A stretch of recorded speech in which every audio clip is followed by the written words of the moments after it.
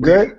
Yeah. Okay. Ladies and gentlemen, welcome to another edition of Dead End Sports, the place where sports opinions collide. I'm your host, 12 Kyle, joined by my partners, Beezy, Ken, and FIFO. FIFO is on the way. Of course, Beezy 430 is in the building. Beezy, what up, though? What up, though? Hey, Kyle, move your camera down a little bit. Yeah, there you go. There you go. Slipping and sliding over here. I was just getting the baseball symbol, man. But yeah, man, what's up? What's good? Chilling, man. Chilling. What's up with you? I'm tired, man. P90X kicking my butt, man. Hey, I'm on week 3 though. I'm on week 3. I just started. I just got started with week 3 yesterday, and now I'm at the point where I don't have to listen to the DVD no more. I can just play my music and still watch and like know what routine, like what exercise to do next. So like I made like a mean ass 3-6 Mafia playlist while I was doing my workout yesterday. So I was feeling good. Oh, okay. Ken, what's going on with you, man?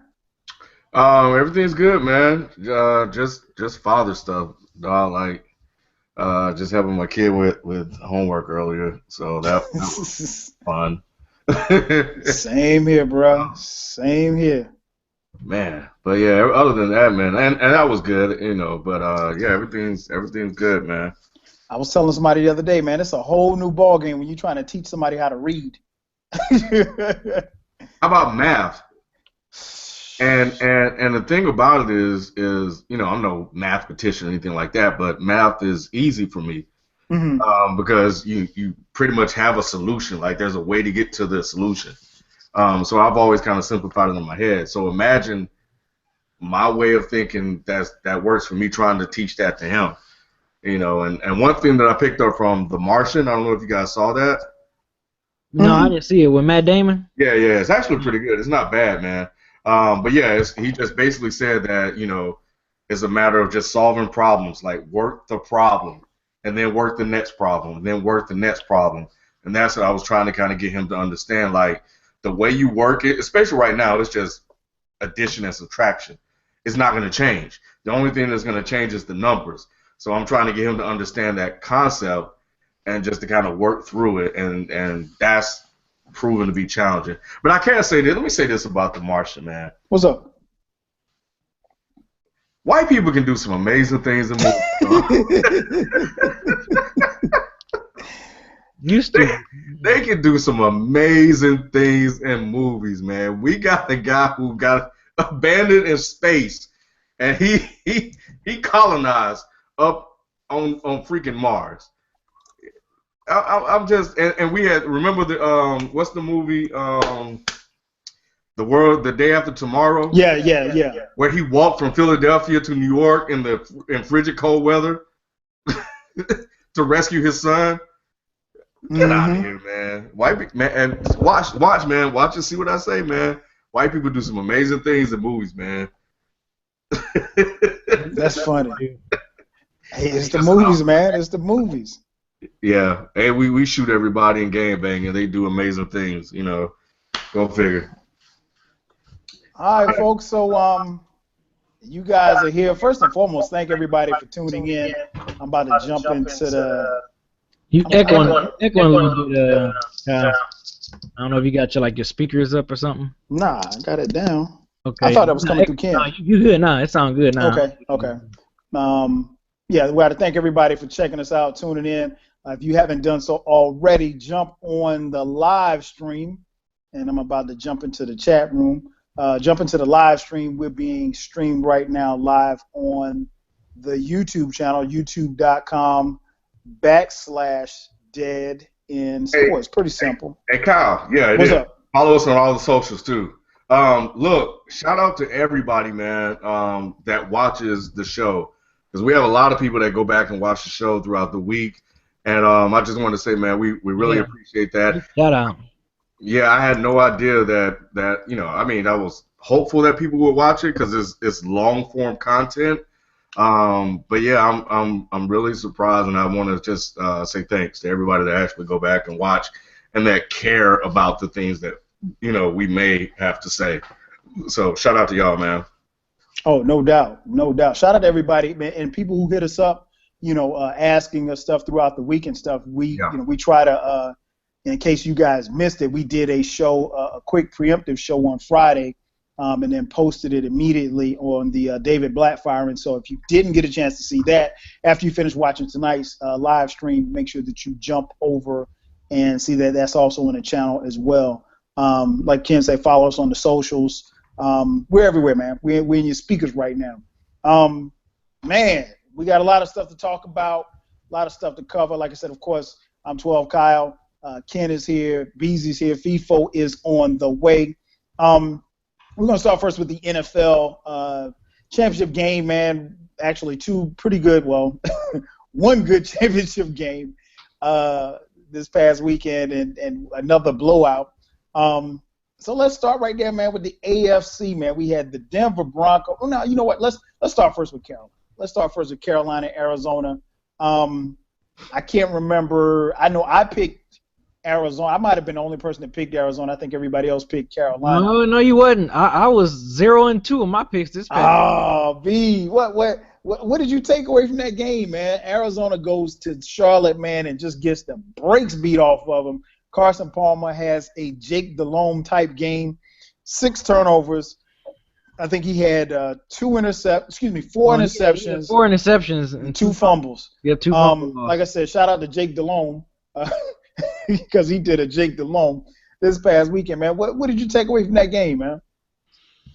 Man, I took away that, I felt bad for Larry Fitzgerald because, like, I thought it was going to be a closer game. Like, I remember when we talking about predictions, I'm like, I think Arizona was going to pull it out, and I thought it was going to be a closer game. I did not expect to see this blowout win from Carolina.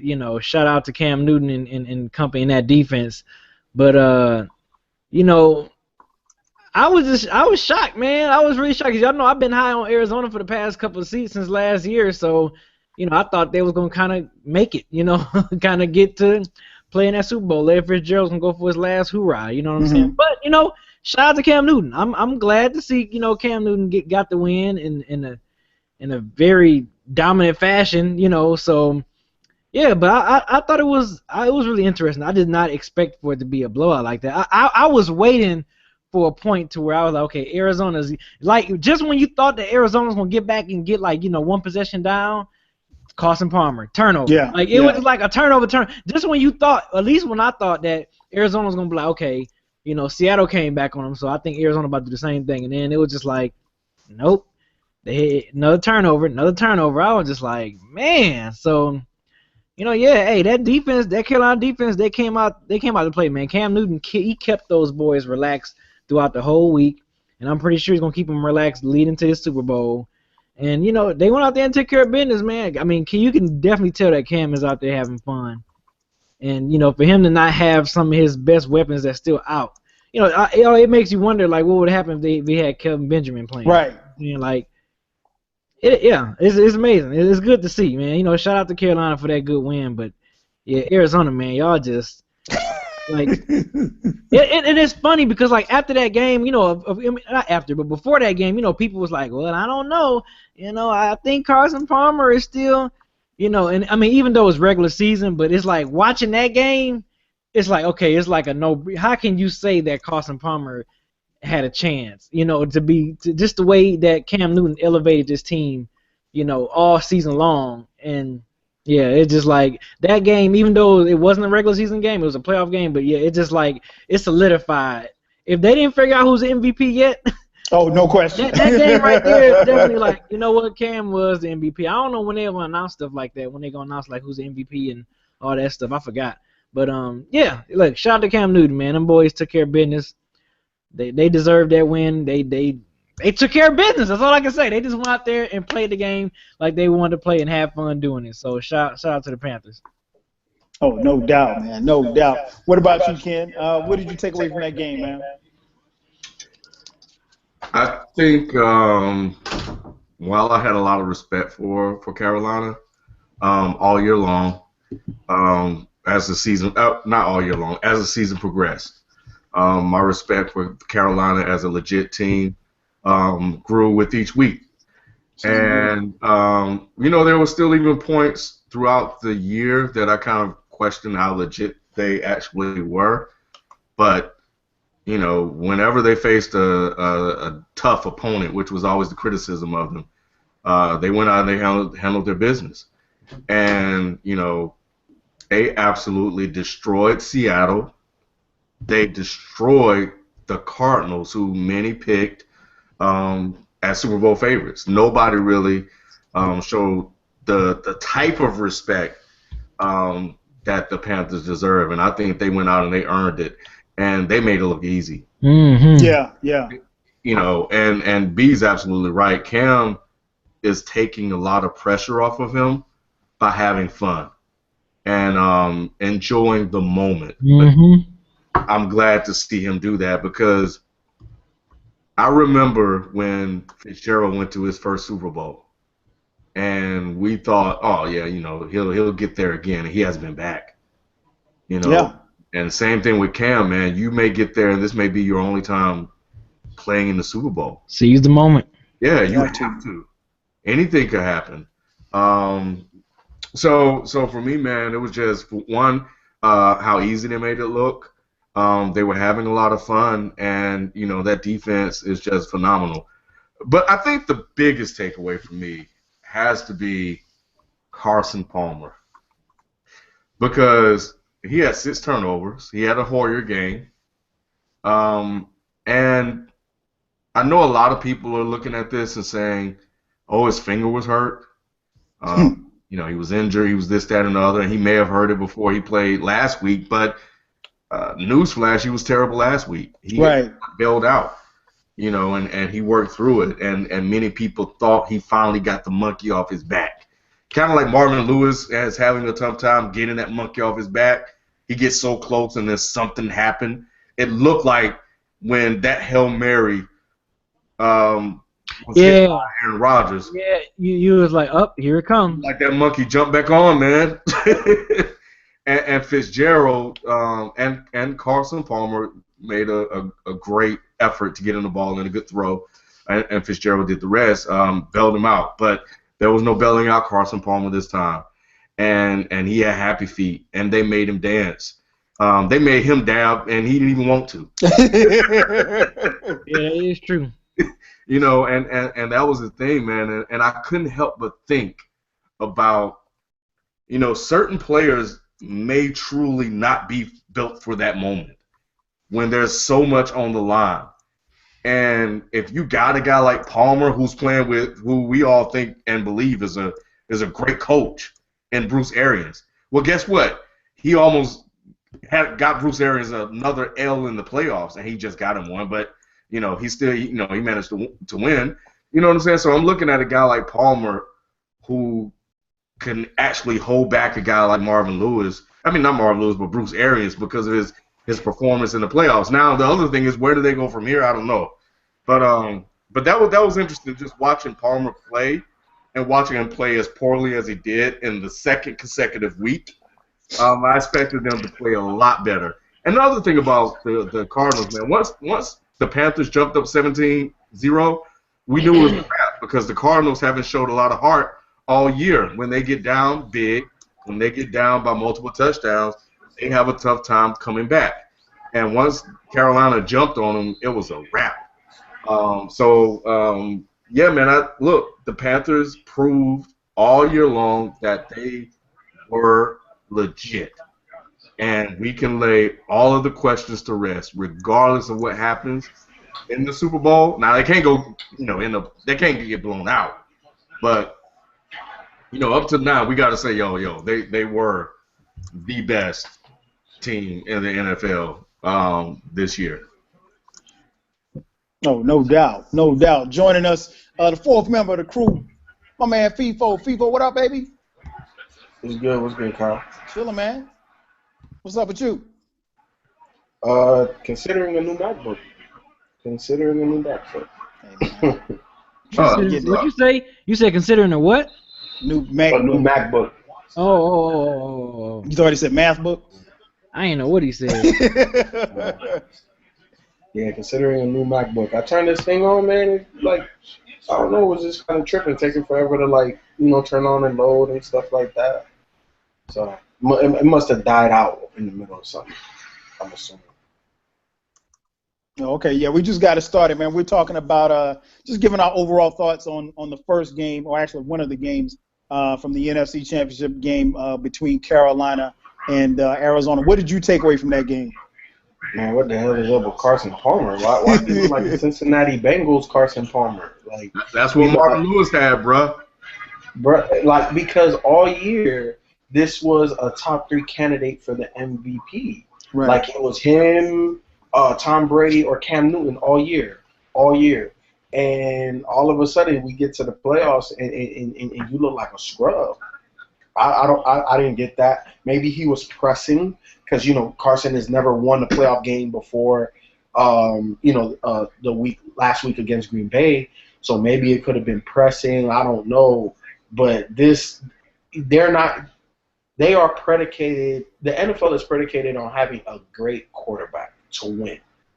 And he all year looked like a great quarterback, and in the playoffs he has looked very pedestrian.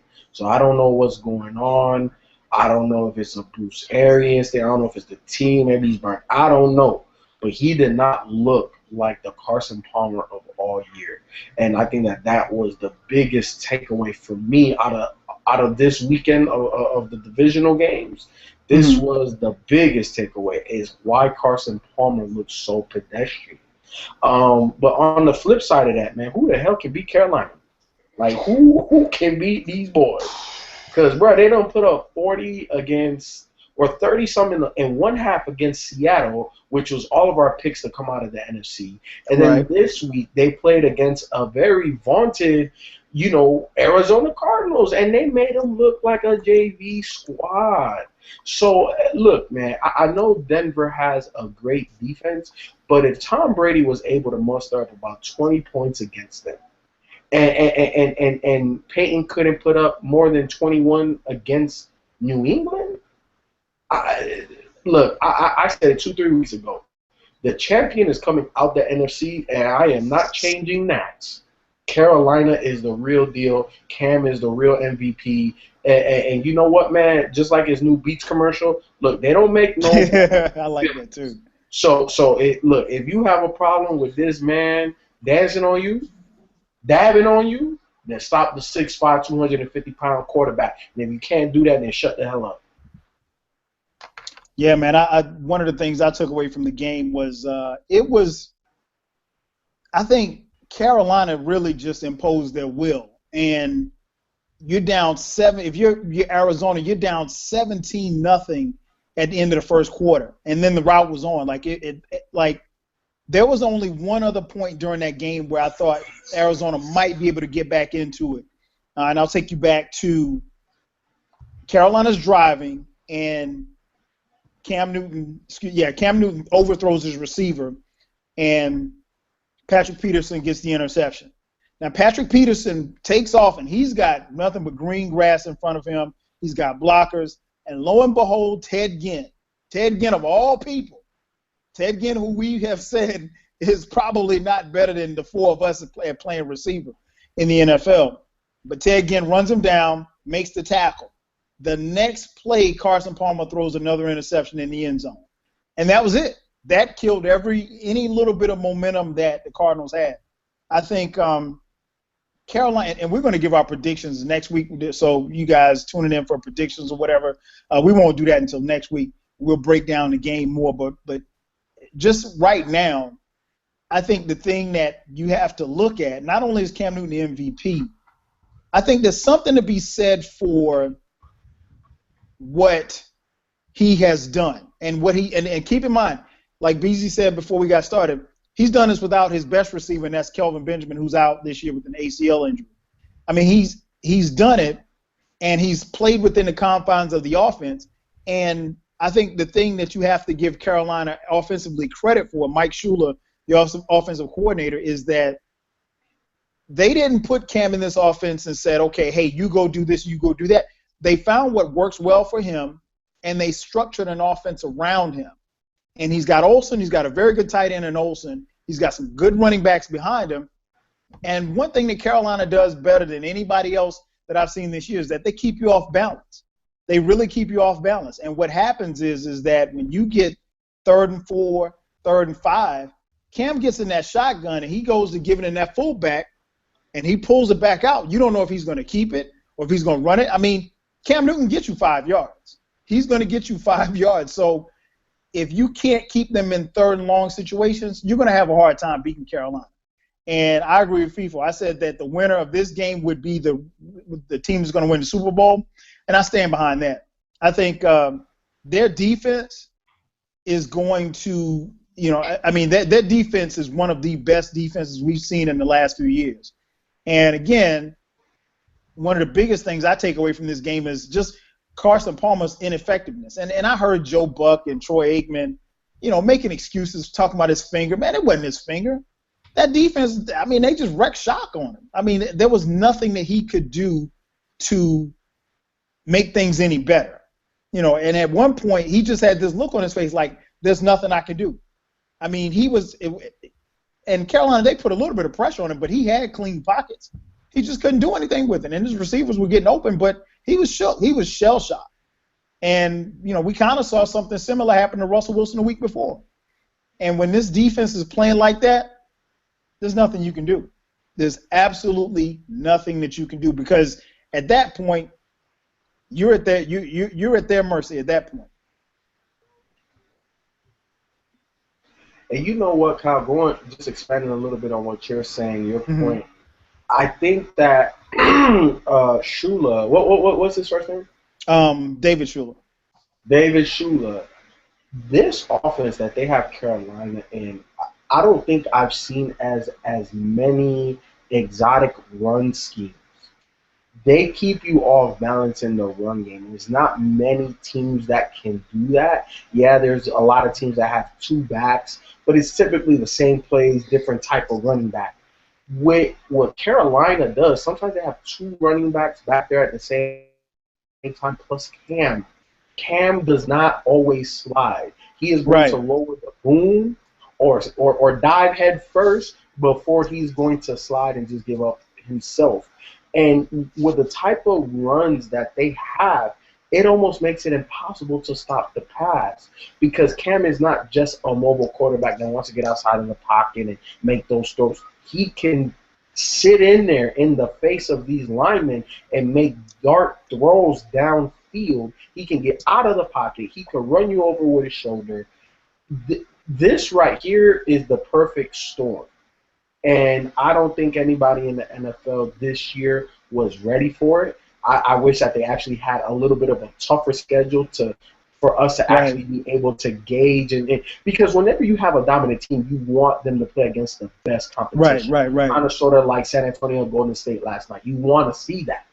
And we didn't get to see that, so we didn't believe how real these guys are. But at the end of the day, all you can do is believe your eyes. And you saw dominance on both sides. And that's what we're seeing. And I think next year, obviously, they're going to have a tougher schedule. Hopefully, Calvin Benjamin will be back. Hopefully, this offseason, they can address some weaknesses on their team. And they can come back and be somewhat as dominant as they were this year. And I'm excited for the Super Bowl. Obviously, I'm a big sports guy. But honestly, man, I think we're going to see what we've been seeing out of Carolina all year. The boys is going to lay the whoop ass on your candy ass or something. I don't even know. I'm trying to quote The Rock. It came and left, but yeah, man, like Carolina. You know what it is, FIFO, and I think we talked about it. We talked about it a year ago on a video. I think one of the things is that Cam has changed is that in football, rarely is it the quarterback. Well, the quarterback has the ball every play. He's the only person on the field that has the ball every play. But when the best player or the best athlete or the most skilled athlete is your quarterback, if the best athlete on the field is the quarterback and he's the most skilled athlete on the field and he's touching the ball every play, you're at his mercy because he can dictate what it is that you can do. We said it from day one. If Cam Newton could settle into that offense and make plays and have receivers that will make plays for him, Carolina was going to be a problem. Carolina, keep in mind now, for those watching at home, Carolina was here last year. They were in the NFC Championship game. They just ran into Seattle, and they held their own against Seattle, but a late, interception by Cam Chancellor sealed the victory for them. But, this team has been on a roll for the last year, almost 2 years. So they are very tough to stop, very fun to watch. And we're going to get into some of the distracted as far as Cam Newton goes. Hey, go ahead, Ken. Yeah, I know we jumped on Carson Palmer. He deserved a lot of it when you turn the ball over 6 times. But I think we can't leave out Patrick Peterson. Yeah. He had a costly fumble at the worst time. Yep. Because they got to stop. They punted the ball. And we all saw what he was trying to do. And if he would have executed, it probably was going to work. He tried to run under the ball and catch it at he ran too far, too. And he just ran past it, and it bounced off his arms, and that set up the Panthers for an easy touchdown. But if he could have caught that ball going at the speed he was going, he probably would have been out. And he was trying to make a play. They needed a play. They needed a spark. And but I think that in a game of this magnitude, and I know he's going to get a phone call. Deion Sanders is going to call him. Michael Irvin, they're going to call him. If you guys don't watch NFL Game Day with I do. It's the best post-game show out there when it comes to the NFL. They don't hold their tongue, man. They're just like us, except they have credentials because they won Super Bowl. Right. So you can't question what they say, right? But yeah, man, he's gonna get a call, just like he got a call for the giving up that Hail Mary. And it can't. Like I said, it goes back to my original point. Like, just when you thought that Arizona was getting ready to turn it around and start making like some type of a little run or getting back into the game, then, like you said, Peterson with that fumble, it was like, dang. Like, just when you thought that, Arizona was going to have a little run and get back into it, another turnover, whether if it was Peterson or if it was Carson Palmer. Like, it's crazy. Yep. Yeah, so I just wanted to bring that up, man, just to be fair, and not, let him off the hook. Yeah. Yeah, that was costly. And I think anybody who's played football before, particularly if you've ever returned punts or kicks, you know that there's a rule.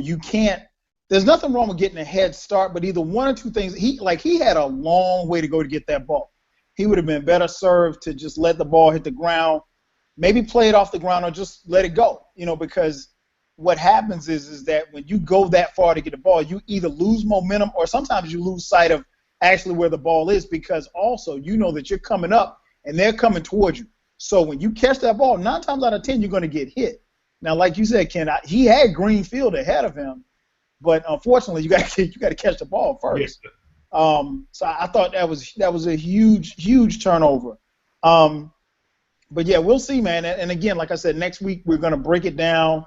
We'll talk more X's and O's as far as because, of course, there's no, for those of you listening, the Super Bowl is not this weekend. The Pro Bowl will be on for those of you who watch the Pro Bowl. Personally, I don't watch it, but anyway, the Pro Bowl will be on, but the Super Bowl won't be until the following weekend. So we got we got 2 weeks before the game. It's going to be a whole bunch of talking.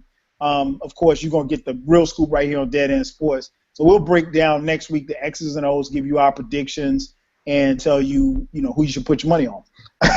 Now, conversely, in the AFC, man, a thriller.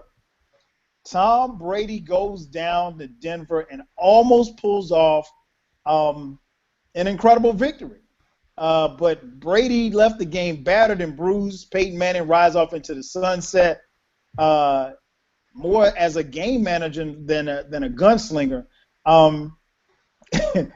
B, what did you take away from this game, man?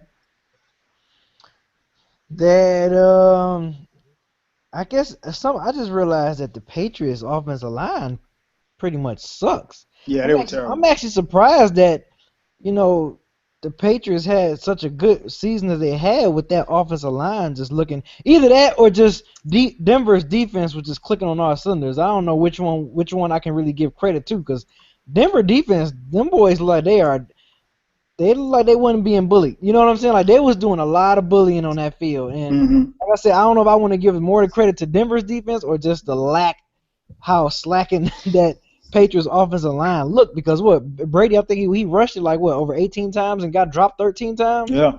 I think, or whatever. So he got hit 23 times. Yeah, so man, that old line is nuts. And I didn't know that it's been like 11 years since Tom Brady beat Peyton Manning in the playoffs. I mean, I know some people be so quick to say, "Oh, look at a head-to-head matchup," but they postseason matchup is a lot closer than what a lot of people tend to think. You know what I'm saying? So, right.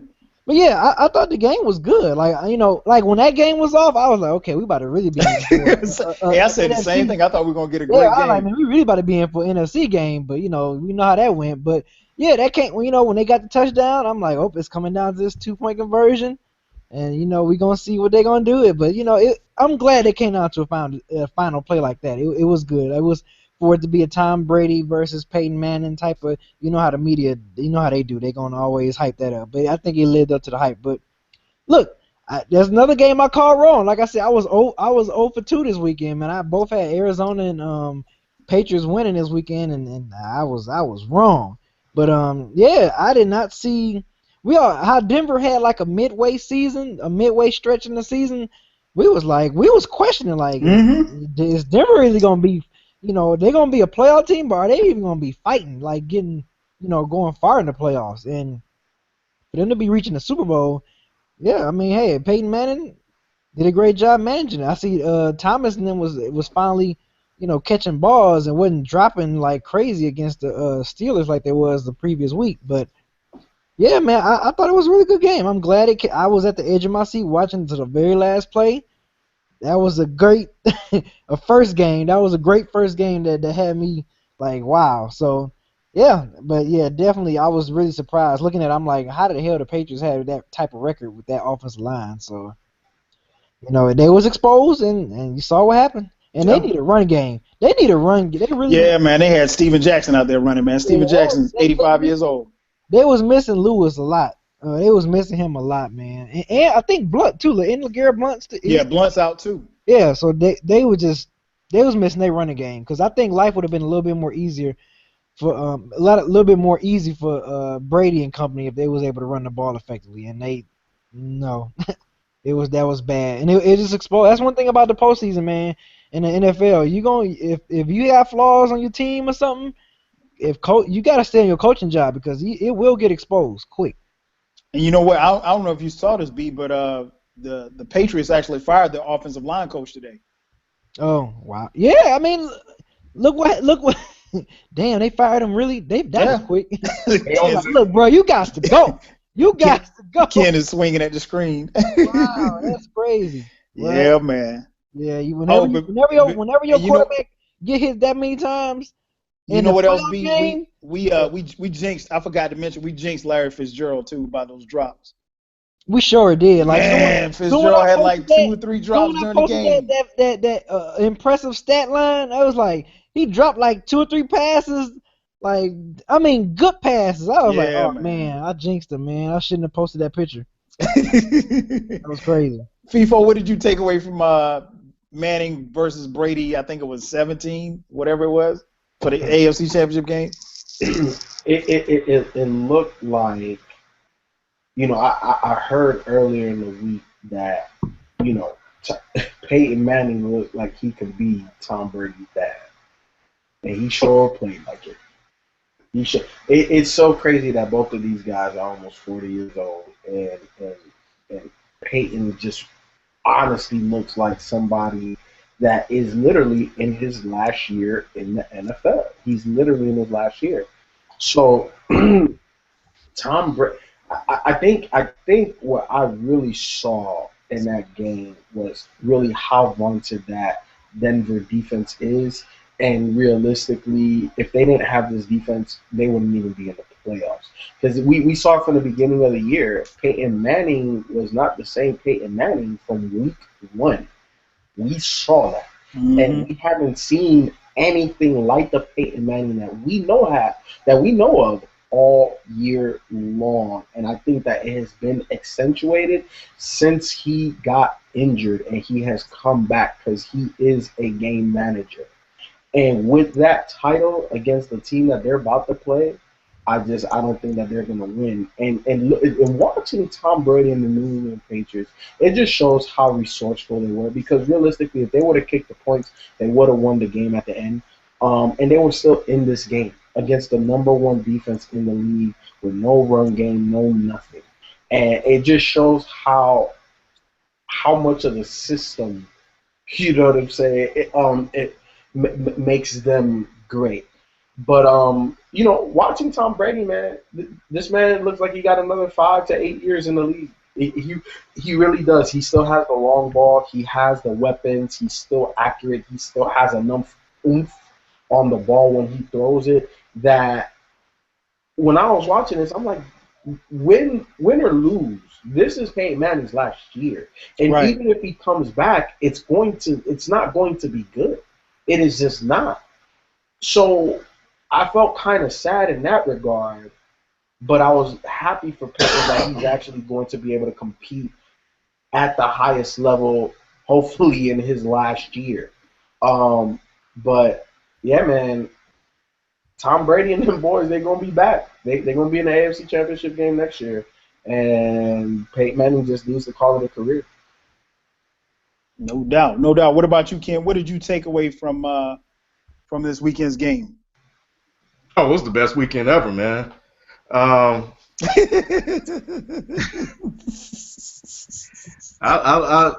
can't say I loved every minute of it. But Yes, you did. Yes, you did. no, I was happy with the results. Oh, okay. But only because the Patriots lost. Everybody on this show, man, if you're watching this show, you guys know how I feel about the Patriots. I don't keep it a secret. I don't let that affect, my picks or anything like that. I'm not going to be crazy or silly because I had the Patriots winning this game, especially after what they did to Kansas City. I did not see Denver putting that much pressure on Tom Brady at all. And I totally underestimated Denver's defense. Them boys came out. They played with passion. They played with purpose. They played with intent. It looked like they were going to flat out kill Tom Brady. They hit him. They hit him hard. They just sat there and just let all their weight fall on him. They tried to rub his nuts. They wanted to rub his nuts in his face. That's what it was. They were like, they want Tom Brady taste these nuts. These nuts.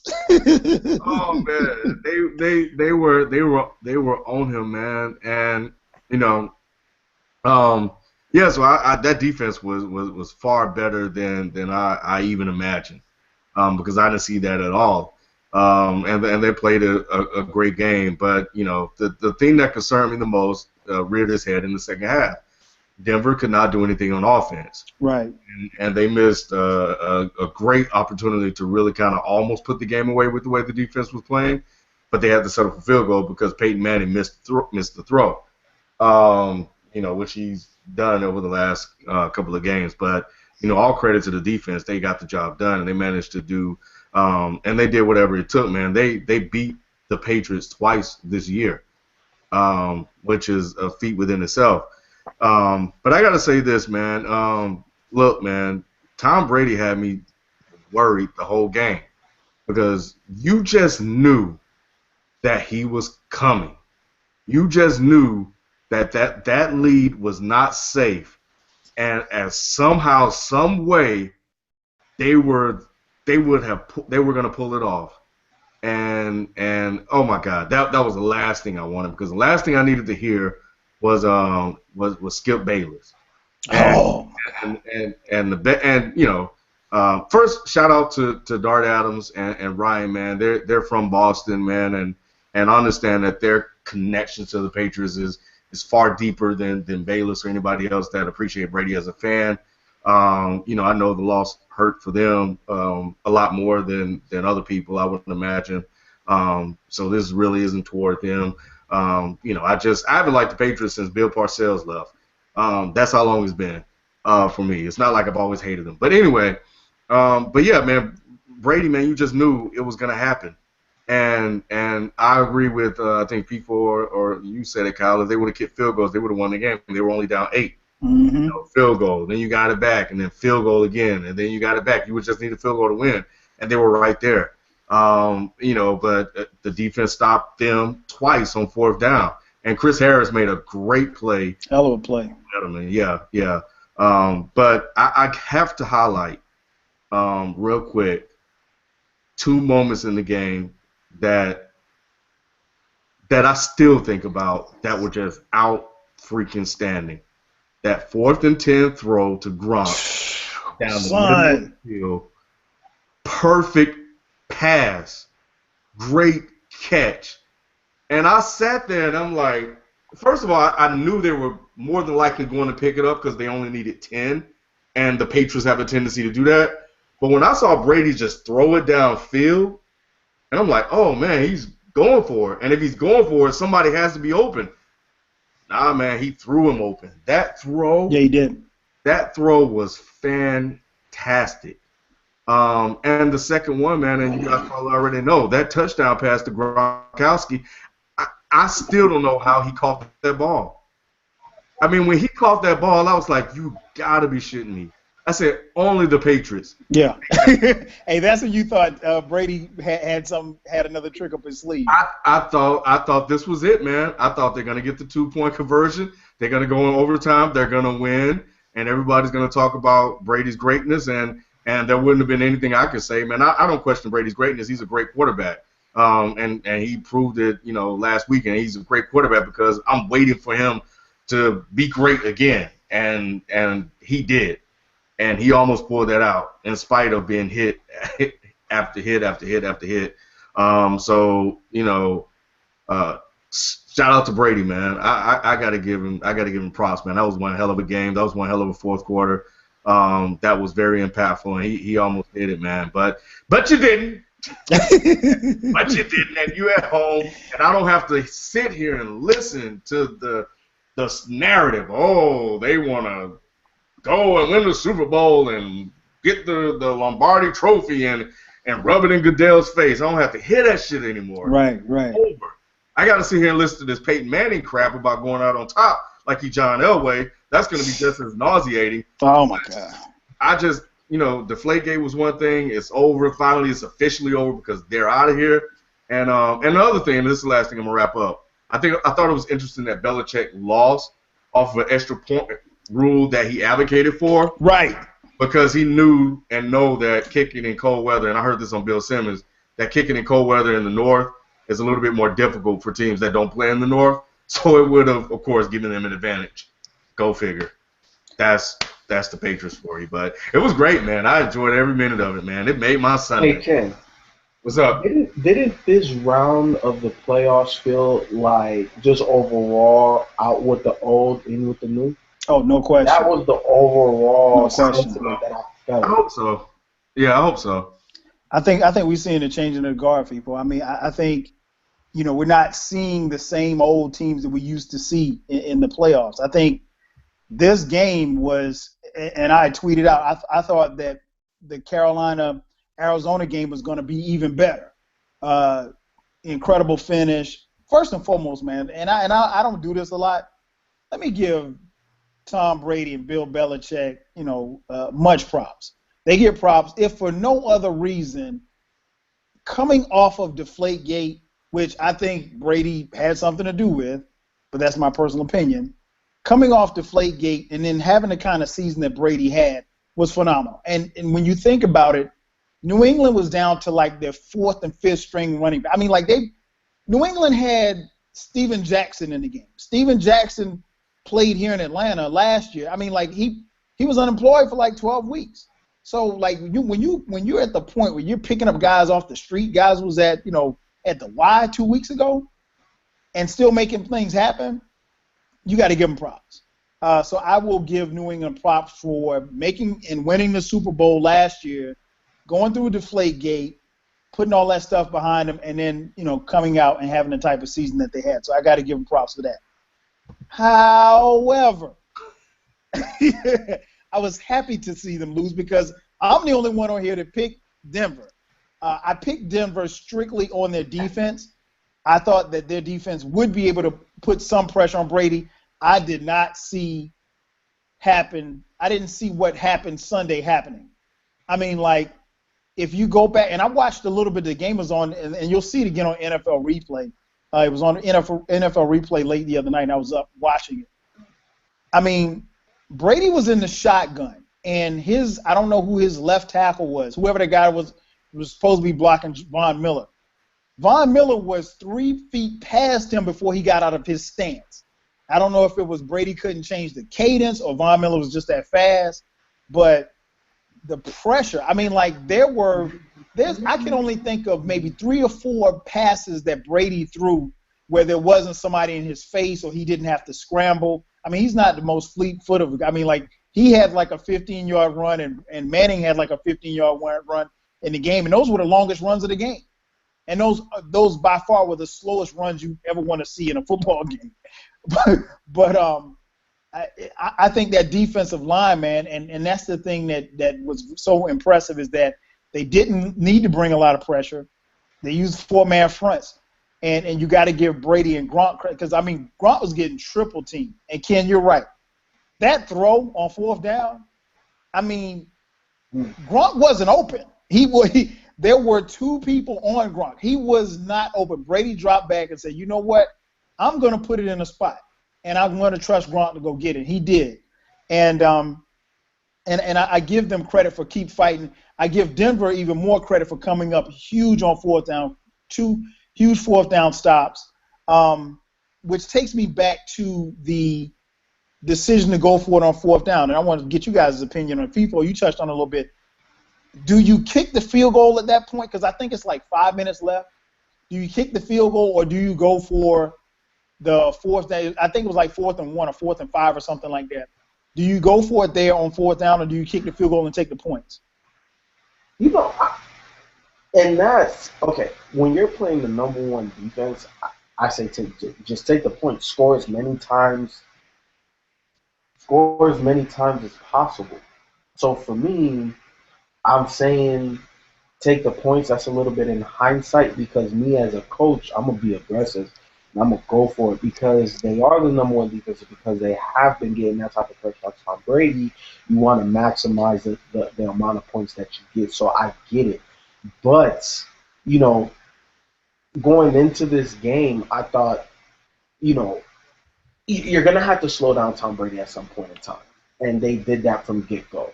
So you just want to score as many points as possible whenever you're close, especially as the game is developing. You're seeing that Peyton just doesn't have it because Peyton missed on a couple of normal Peyton Manning touchdowns. Those little seam joints. I think he missed Emmanuel Sanders twice. Twice. Once in the end zone. Yeah. So at that point, I'm like, oh shit, he can't score a touchdown. So let me just go get these points and just score as many times as possible. But again, that's hindsight. So I'm gonna say that he should have took the field goal. I'm gonna say that, and it's easy for me to say, after watching the game and everything. But again, I think me as a coach at that moment, I probably would have went for it because I feel like you can't stop me. You know what I'm saying? I got Tom Brady. We're gonna make something pop. So it is what it is, man. They should have took the field goal. What about you, B? In that situation, do you kick the field goal or do you go for the points? Yeah, kick the field goal. I agree with FIFA, man. Just no, FIFA. You said kick the field goal, or you said you got Tom Brady? You going? Oh, okay, yeah. No, I'm just saying me because that's hindsight, but because I saw the game. But me as a coach, I know I'm an aggressive type person, so I'm gonna just I'm gonna go for it. I'm same here. I'm kicking the field goal. Kicking the field goal. I'm with FIFA. I'm going for it. You going for it? Yeah, because I think at that point, Manning really wasn't doing a lot. So even if you don't get it, you got to figure that your defense. I mean, like you said, Manning missed on a couple of throws. So I figured that my defense. I mean, it's still 5 minutes left. Theoretically speaking, we know that we're going to get the ball back at least one more time, unless they drive and they were at the like 10 or 15 yard line. So at best they still got to drive 50 yards to score. Now, if they score again, then that puts the game out of reach for us. But I don't blame Belichick for that. What about you, Ken? Do you kick the field goal there, or you go for the points? No, I'm going for it. It's 4th and 1. They could get, how many times have we seen the Patriots get 1 yard? I think the play call was the issue only because it didn't work. Right. It was a good call. I think Harris was just he just made a hell of a smart play to stay home and tackle, because if he's not there, he's probably more than likely going to score. So no, I think on 4th and 1 you got to go for it.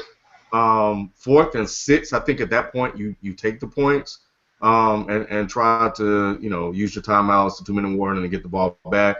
Look, you just said it, Kyle. Manning was he was terrible in the second half. He didn't do much. He didn't do anything. The only thing that happened in the second half was that huge run by C.J. Anderson. Right. That was it. That was it. That was the only big play they had. That was it. So other than that, the offense, the Broncos were pretty anemic, in the second half. So that gave them plenty of opportunities to win that game, and you're only down 8. So yeah, you can kick the field goal, and you would have definitely won it on that last play. Now, look, you guys remember the play where Tom Brady hopped 3 times? That one. Yeah. Man, he had hot feet, man. He was literally running for his life. Yeah, man, it was crazy. But just to kind of go back to what you were saying earlier, and this is why I like listening to people that played football, because obviously they've been there. Then it was like in the locker room. They know the nuances of the game, et cetera, et cetera. They couldn't.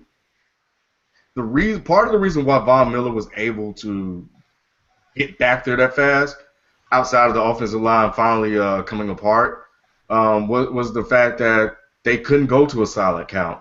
I mean, they couldn't go to a count because of the crowd noise. Yeah. Yeah. So they had to stay on a silent count, and at that point, it was just Von Miller just guessing the count and just teeing off.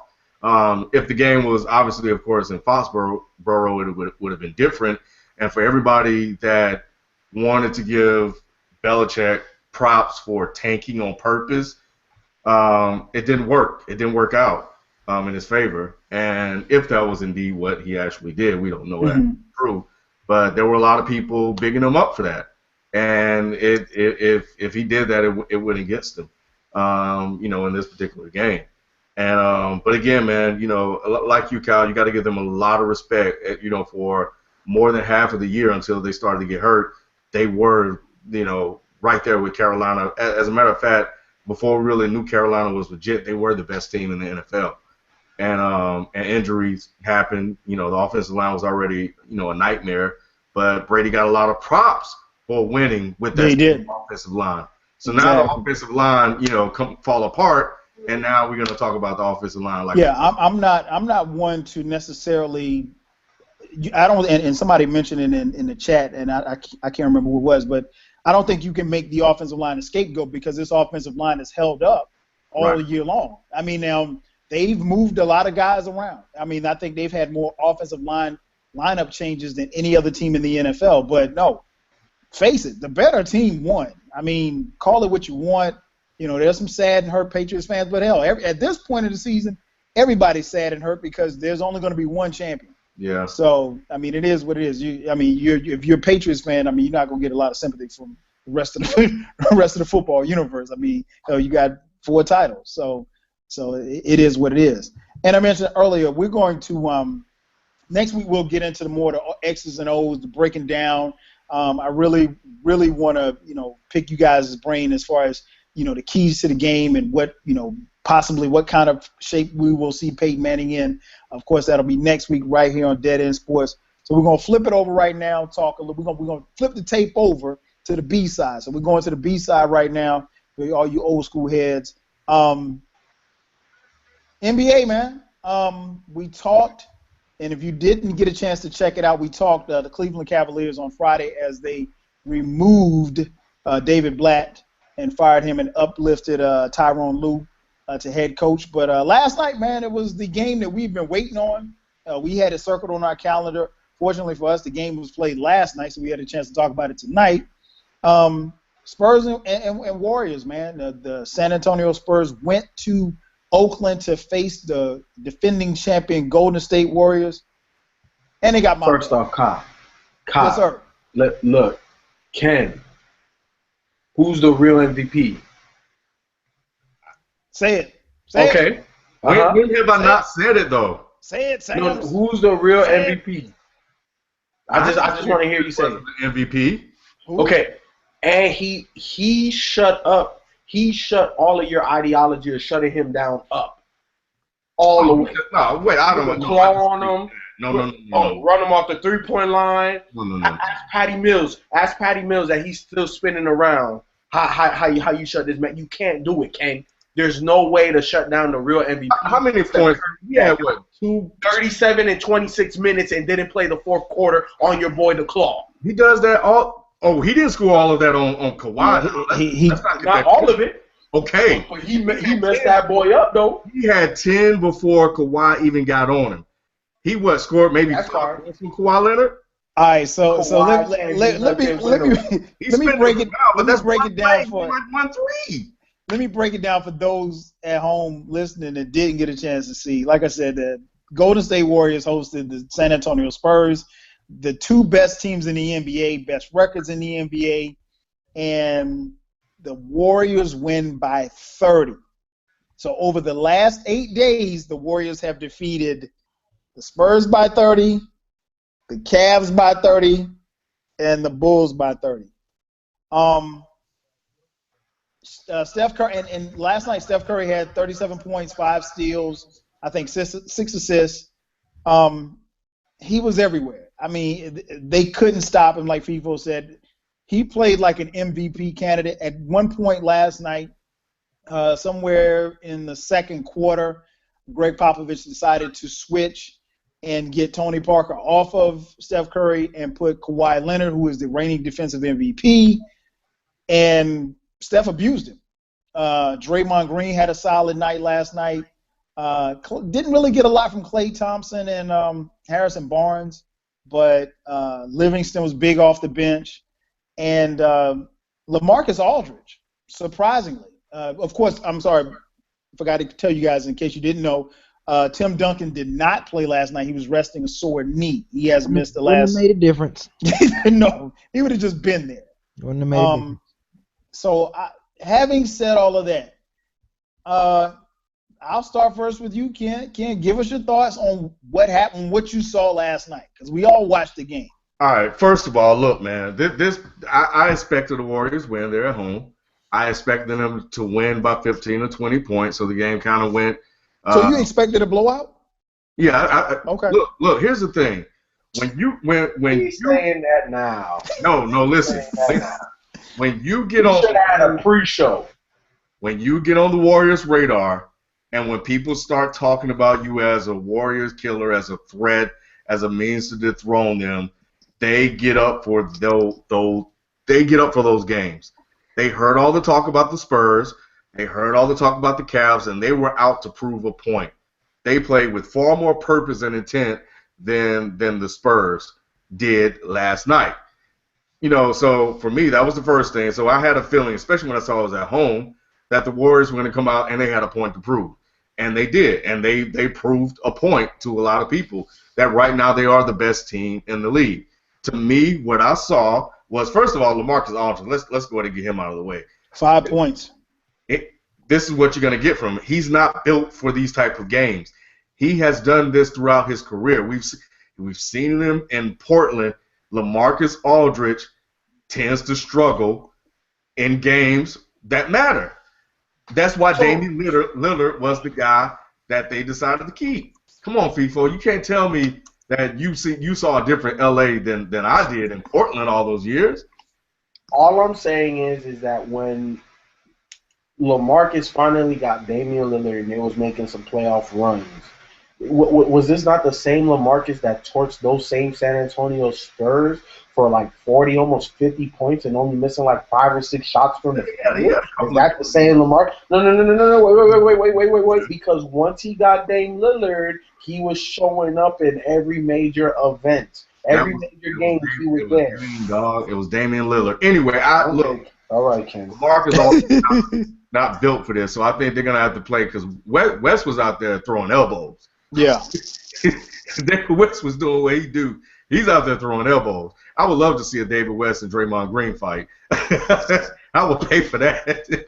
but anyway, so that was that, and I think that, you know, and I'll defer a little bit to FIFO, B, and you, Kyle, on this, but I'm gonna throw this out here. For me, it was like, you know, Pop played his game. They didn't deviate from the system that much.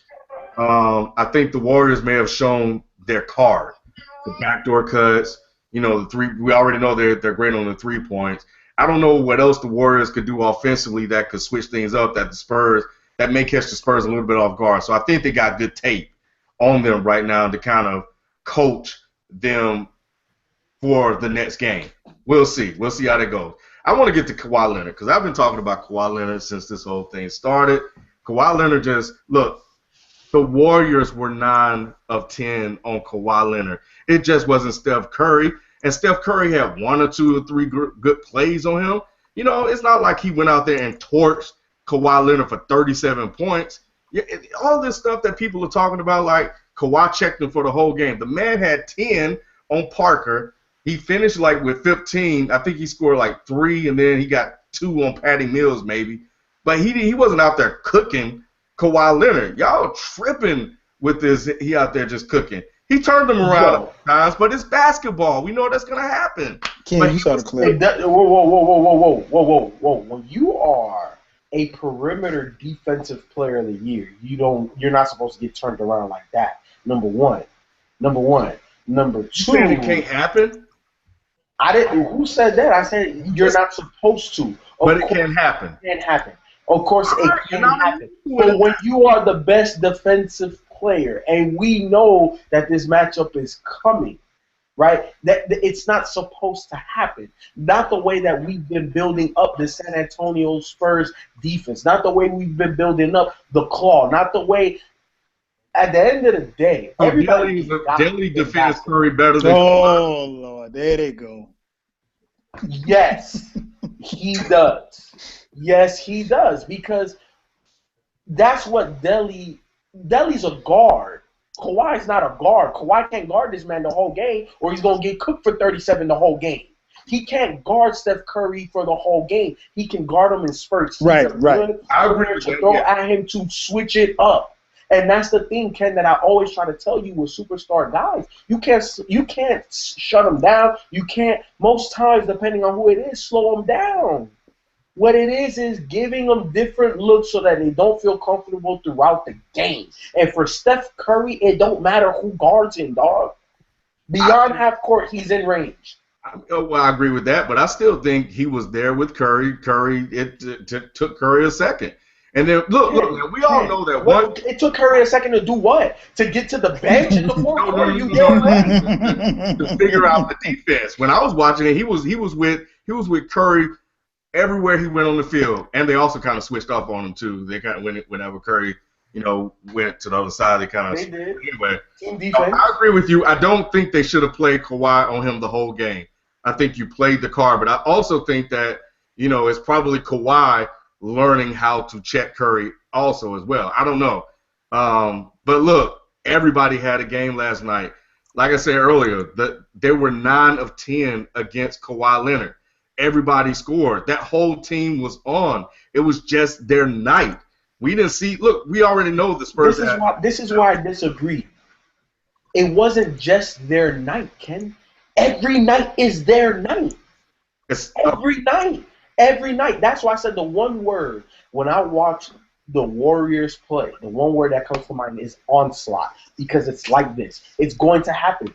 I don't know when. I don't know how. But you better hope that you are within 5 points of this team when it comes down to stretch. Because if not, you're losing by 20, 30 points, man. And it don't matter who you are, no matter who's on the squad, Ken. That's the crazy thing about the Golden State Warriors. But you know what? Go ahead. When Curry gets going like that, it's already over. You can't stop him. When he comes out on Man, yes we can, man. My Pistons stopped them, man. And Golden State ain't nothing, man. They ain't nothing. Dang. How did the Pistons do it, B? Man, Pistons done it because that's what we do, man. We shut fools down. So like, let me stop because Stephen Curry pulled from the P. He pulled from the Pistons in the midcourt at half court and still made it. So I mean, and KCP was looking at the coach like, what the heck do I do? But we just played overall good team ball, man. That's what the Pistons do, man. You know, you got to look at what the Pistons blueprint do to beat Golden State. You know what I'm saying? So they don't want to see us, man. They better hope we don't get to the finals, man, out the East. We better watch it, man. Yeah, you know what? I'll go ahead and wrap up, man. You know, I was disappointed, you know, that, you know, Kawhi let them, you know, hit 9 or 10 shots on him. But you know, it is what it is, man. You know, it's just a bad day at the office, man. You know, and we'll see what happens in the next game. I'll see what Pop does, what type of adjustments he makes. But I gotta say this, man. There's without a doubt, you know, the Warriors are the best team in the NBA, and it looks like they're gonna repeat again. And you know, they destroyed the Cavs. Poor David Blatt. They destroyed Chicago. They just destroyed the Spurs. And you're right, FIFA. Once they're on and go and it's over. It's over. You can't score enough points, and you can't stop them. Couple things, Ken. First off, the reason why I feel that Golden State is such a juggernaut is because I have yet to see an entire game where Steph is off. Because the man can go 0 for 12 throughout 3 quarters, and then he's going to make 4 or 5 in a row from 3, and do whatever. Either push the lead, cut down the lead that you had. He is not out of the game for the entire game. I have not seen it. Somebody let me know, because I have not seen an entire game where this guy's off. And because he is automatically on like that, you don't want the ball in his hands at all, and he's the point guard. So it automatically puts your defense at a disadvantage, regardless of what defense you have and what defensive players you have. Because San Antonio is on a historically good defensive pace. They are one of the greatest defensive teams to ever play in the game, in the history of the game. And these boys scored 90 points in 3 quarters. Because not only do you have Steph and have to worry about him, now you have to worry about Draymond and that middle screen and roll if you try to get the ball out of Steph's hands. Because now you're playing 4-on-3 as soon as that happens. And then Draymond is a great decision maker, playmaker, shooter. Then you have Clay, you have Barnes, you have Iggy. It's too many. It's too many options. And when you try to take away the number one option, that's when everybody else gets off. And if you don't try to do something to corral that guy, you're gonna lose. I don't know what you do. And the reason why, for me, I knew that Golden State was going to win this game. I didn't know that they were going to win by 30. I definitely thought it was going to be closer. But the one stat that stands out, because they're 1 and 2 in almost every statistical category, but the one big disparity is pace. Spurs play at the 25th or 26th pace, and the Warriors play at the fastest pace in the NBA. It's all about who gets to establish their identity. And when you create turnovers, when you shoot threes for layups, how are you going to beat that? Uncharacteristically, San Antonio had like 5 turnovers in the first 8 minutes of the game or something like that. When Golden State is able to turn you over, they're going to get lobs, dunks, and threes, and you cannot beat that because in the half court, they're number 1 in hockey assists. San Antonio's number 2, so what does that tell you? They're passing out great shots to get the best shot every time. Every time. They lead they average 30 assists a game, Ken. I don't trust me when I tell you. I look at this squad and I look at their individual components. I look at them collectively. I look at what they want to do, and I have zero answers as to what you want to take away. Do you want to take away Steph?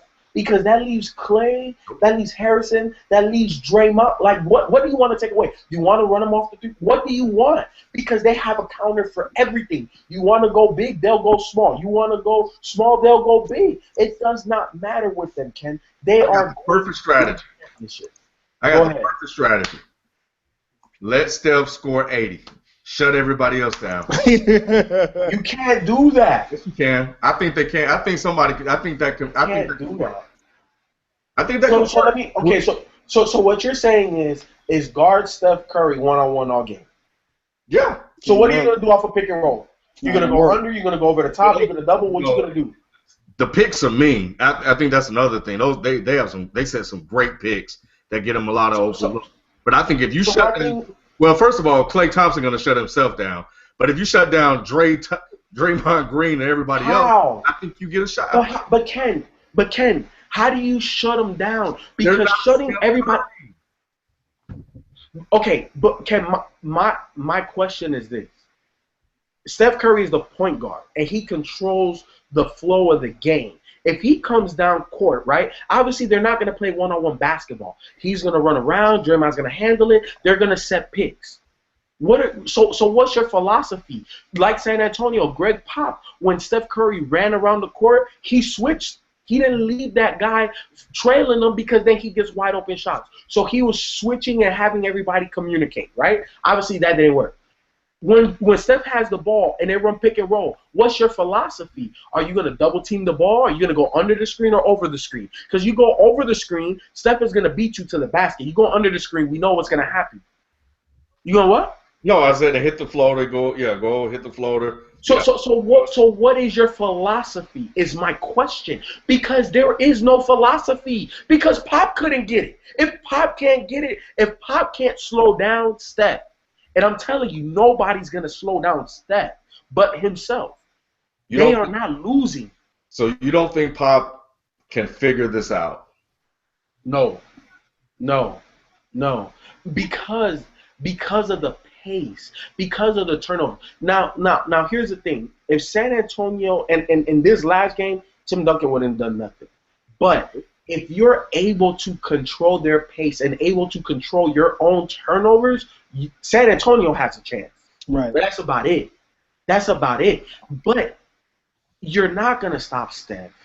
There is no true point.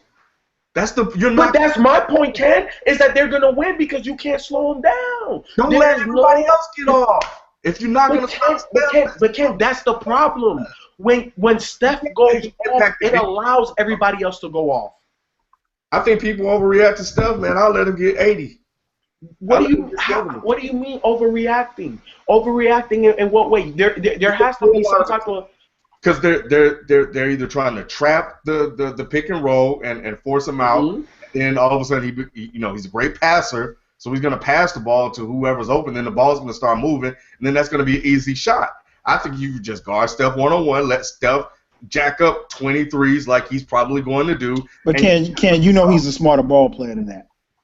Huh? That he's a smarter ball player than that. I mean, you got to try something. I mean, but you're oversimplifying I think that's the point. I think that's the part that you're missing that FIFO's making, is that, and of course it's just one game. Keep in mind that the Spurs have to play them 3 more times. It'll be twice in San Antonio and 1 more time in Oakland at Oracle Arena. Here's the thing.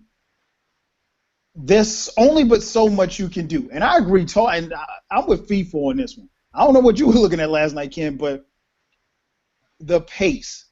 San Antonio came out and they tried to match basket for basket with goal. You can't play like that. The turnovers also killed them because and San Antonio was getting turnovers, but the difference was that not only was Golden State forcing turnovers, but they were making buckets on the other end. That's the difference.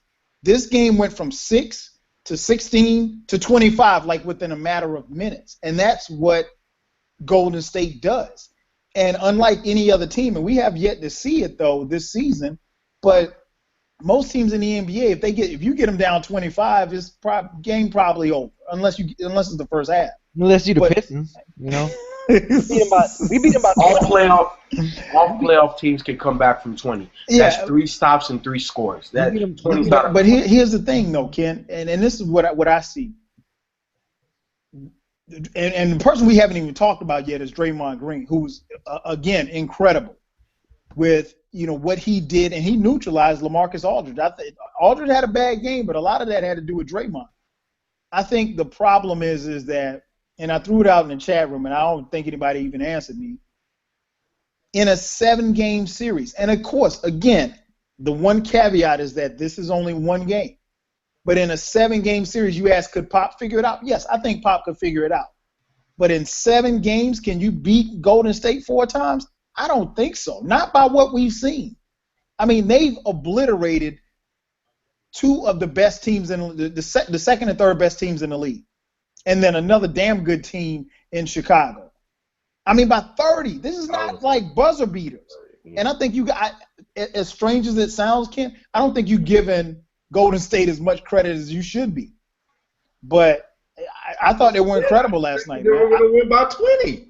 I didn't think. I thought it was going to be a close game. That's why I stayed up to watch it. I mean, but third quarter, Steph went to the bench and I went to bed, just like everybody else did. Look, you know how to neutralize Draymond Green? Draymond Green didn't stop David West.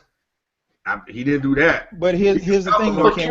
We can talk about what it would take to neutralize a guy. It's just like I could tell you what it's going to take to stop Cam Newton. Do you have the parts to stop Cam Newton? That's the thing. Anybody can say, okay, well, yeah. Like I've heard people say, oh yeah, you should just foul Steph hard. Steph had clear lanes to the basket last night. And that's not to say that San Antonio couldn't beat him. That's not to say that Detroit on a lucky night beat him. Or anybody else for that matter. Hey. Hey now. And I'm going to come to you in a second, B. My point is that you're missing the point that me and FIFA are making. Golden State, you have to pick your poison. Either how are you going to play that pick and roll? Or are you going to trap?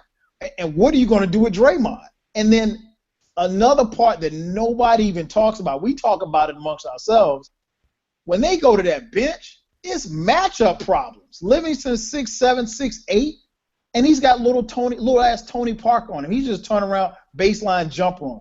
I mean, like guys like him. Andre let's talk about the dynamic duo off the bench for Golden State. What's the little guy, the little point guard? And Barbosa. Yeah, he's like 85 years old. Barbosa, those guys have such a chemistry, and we saw their bench. But what's crazy? They ain't even really have like a good game like that, though. Exactly. And that's crazy. B, what did you? We've been talking. B, what did you give us your take on? And FIFA, I'm gonna throw another question back out to you. B, give us your take on what you saw last night. I think just like when they played Cleveland, what was that on MLK night? I feel like this. It's like when there is like a statement game to be made for Golden State, they not only just make the statement, they yell it. And I think with games like Cleveland and last night, I think it was just like they wanted to show the world that, look, we are a team not to be messed with. We won They're the real champs. Yeah, we the real champs. But you know what? Last year was no fluke. For y'all to say that last year was just a 1-year run for us and we got lucky, we showing y'all this year, and we getting ready to possibly make history at the same time and repeat on y'all. So when a game like San Antonio and Cleveland comes about, these boys just step up. I mean, what's the scary thing about it? Klay Thompson didn't even have a good game. Right. He was off last night. Klay Thompson, he was 4 for 10, 0 for 3 from behind the arc. He only scored 11 points. And they still won by 30. You know what I'm saying? Now, granted, the bench, came out and stepped up and played good. Brandon Rush had 13. Sean Livingston came out and had 13. And what's my man Spites? Something Spites. Yeah, Mo Spates. Yeah, he came out. He was hitting jumpers last night. Yeah, he came out, had a good game. So yeah, it's just like, I mean, in Draymond, he had like his pretty much almost average game. 9 boards, 6 assists, 11 points, almost a triple double. But defensively, he was effective. But he didn't even have like a really a good offensive game, and they still won by 20. It was like even though they were clicking on all cylinders, but they wasn't really clicking on all cylinders offensively, and they still managed to beat, arguably what people thought that was maybe 1A and 1B, but no, it's just one, and everybody else is like 2, 3, 4. Like it's like Golden State is 1, and here come everybody else, man. It's like this season they are just playing. They're crazy. Golden State is like freaking nuts. It's the interesting chats in the chat. Shout out to everybody in the chat room.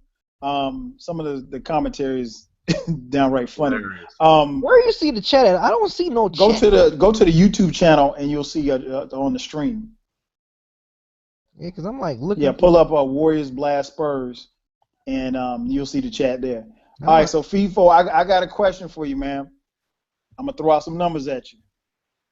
41 wins, 4 losses. That's what Golden State is right now. 1996 Chicago Bulls through the same amount of games, 41-4. So they're on pace to break this record. We talked about it a couple of weeks ago when we said if this happened, that happened. What do you think right now as far as this record being broken? I've been said it. Look. I wasn't drinking the same juice Rod and Ken were. Ken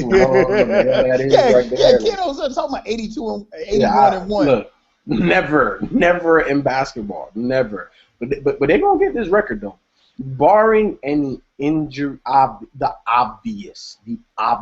But if these guys can maintain a relatively healthy rest of the season, they're gonna beat that record. And the crazy thing about it is, I honestly think the Spurs can really threaten or come close to that record. The only thing that's going to hold them back from getting that record is going to be Pop, because Pop will rest 4 or 5 guys. You know what I'm saying? So there might be a couple of games that maybe they could have won or they would have won if they would have played their guys and normal rotations and stuff like that. So Pop is the reason why I don't think the Spurs can do it. But Golden State's going to get that record. Now, I don't think they're gonna, like completely obliterate it by like maybe 4 games or 5 games or something like that. Like I definitely think it's gonna be close. It's definitely gonna be close, but I think they're going to get it. What about you, Ken? I'm sorry, go ahead. Hold on. And especially because Steve Kerr part of that 72-10 team? Yes, he was. So I definitely think that he like. Athletes, coaches, everybody is ultra competitive, especially if you make it to the professional ranks. And, obviously there's conversations and intimate things that certain players or coaches or figureheads aren't going to divulge. But I could all but guarantee Steve Kerr wants this record. You know what I'm saying? To be able to witness that or be a part of that as a player, now to do it as a coach and really – being the leader of that organization. You know what I'm saying? He is, he's going to be the Warriors coach for a very long time. So it's Golden State's crazy, man. Golden State's crazy. I think they're going to get it. 72-10. It's going to be broke this year. What about you, B? Like I said, man, 41-4 right now. Oh, I said it, when they was going on that crazy 24-0 start, I was like, these dudes gonna win anywhere between 73 to 75 games. I was calling it then, and this pace that they're going, I still think they can still get to that 73 to 75 wins, and we about to be witnessing one of the greatest NBA seasons of all times. And they just got to solidify it with a championship title, and I think they will. I think they can get this, man. I think it's gonna be another Cavaliers versus Warriors finals, and it's gonna be Warriors getting that trophy again. So sorry for you LeBron lovers. They not beating Golden State. Or you Delhi lovers, Ken. Yeah, you Delhi lovers or whatever lovers, but they are not going to beat Golden State in the 7-game series, man. Golden State gonna have home court advantage. I mean, no, it's just not gonna happen. Sorry, it's not. But yeah, I think, like I said, 73 through. I called it, man. 73 through 75. Do not be shocked when you see that number come at the end of this season when we get to mid-April, finishing up the regular season. So you heard it here. What about you, Kenneth? I got 2 things. Well, first on the record, they're not gonna get the record. Somebody You know what? Ever since they're not going undefeated, I just don't see them getting the record now. Ken, your basketball analysis is all the way off, man. Hey, I'm gonna man. have somebody hit the X on you, man. Tell you, man. Hey, Ken on HGH, man. We're gonna start drug testing for dead end So sports. what do they have? 4 losses now, right? We're gonna replace Ken with Mike Seatown. So they have to So, 4. So they have to somehow find a way to not lose 6 games. That's tough, man. With 3 left against San Antonio, I think San Antonio could get 1, maybe 2. And they still, I think they've got to play OKC. Have they played them yet at all? They play them this week. I think they play them this week. So that's 4 games against OKC, right? Or is it 3? I can't remember. I think it's 3. Okay. And I think OKC could get 1. So let's say the Spurs max out and get 2, and OKC get 1 of the 3, and Detroit gets another one. And Hey, look here, man. Hey, look here. Let me tell y'all something, okay? You keep talking if y'all want to, man. My Pistons beat them by 20. So that's 7 losses. Okay. So somehow, I don't think they're gonna get it. Now that I talked this through, if they lose 3 games to those 2 teams. That's 7. That's 75 and 7. There you go right there. That's 73 through 75 games. I think they can lose 3 or 4 more against the rest of the field. nah. Yes. Nah. Tripping. Nah. And this is the reason why I say it. I think the closer that they get to it, the more you're gonna see Steph Curry not sit. You know, like. Look, man. Yo, Kim, man, you not a believer of the Warriors or something? What's wrong with you? No. I said earlier that I think the Warriors are going to win again. I said that they're the best team in the league. We're just talking about the record. I don't know if thinking about looking at this record. Wait a minute. Hold on. Time out. Flag on the play. When you and Ryan was the only ones telling they gonna go undefeated. They gonna go 82-0. They gonna go 82-0. And me and FIFO was trying to talk some sense into y'all, saying that that's not gonna happen. That's impossible to happen. When you on the 82-0 train? Yeah. You know what? I was driving it, but I think the thing is, like, look, once they lost, I don't think they really care as much. Yeah. Going undefeated. You swore up and down. You was like, man, if I'm a I thought they were gonna do it too. You knew they was gonna go undefeated. Look, so all right, so anyway, we'll see what happens with that.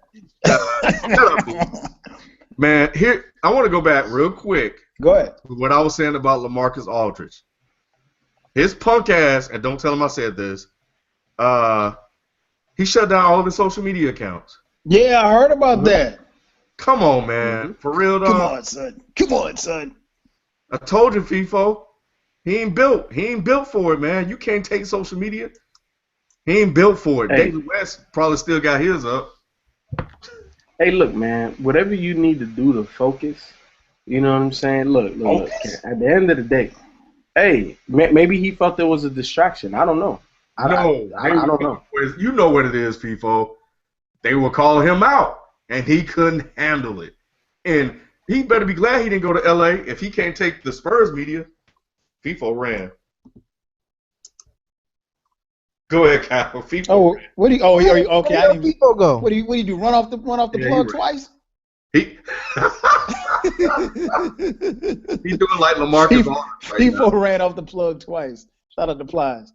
Hey, Kyle. So Golden State and Oklahoma City played 3 times. They played February 6th, they played February 27th, and they played March 3rd. Okay. And two of those 3 games is at Oracle Arena, and one of them is only at OKC. Okay, so I'm like Ken. OKC might get 1. So they played the night before Super Bowl. They played the night before Super Bowl Sunday. Okay, so that's a good one to watch. Yeah. And I need to go look, man. I'm sure it's not. Well, it probably is sold out, but try to get some passes or something when they come here. Because I wouldn't mind seeing Golden State here against the hometown Hawks. Shoot. Good luck trying to find some reasonable price tickets. Hey, man, I know a couple people down at the Hawks front office. Maybe might be able to pull some strings. Maybe we'll see. I'm trying. I'll put it like that. I'm going to try. Quick question.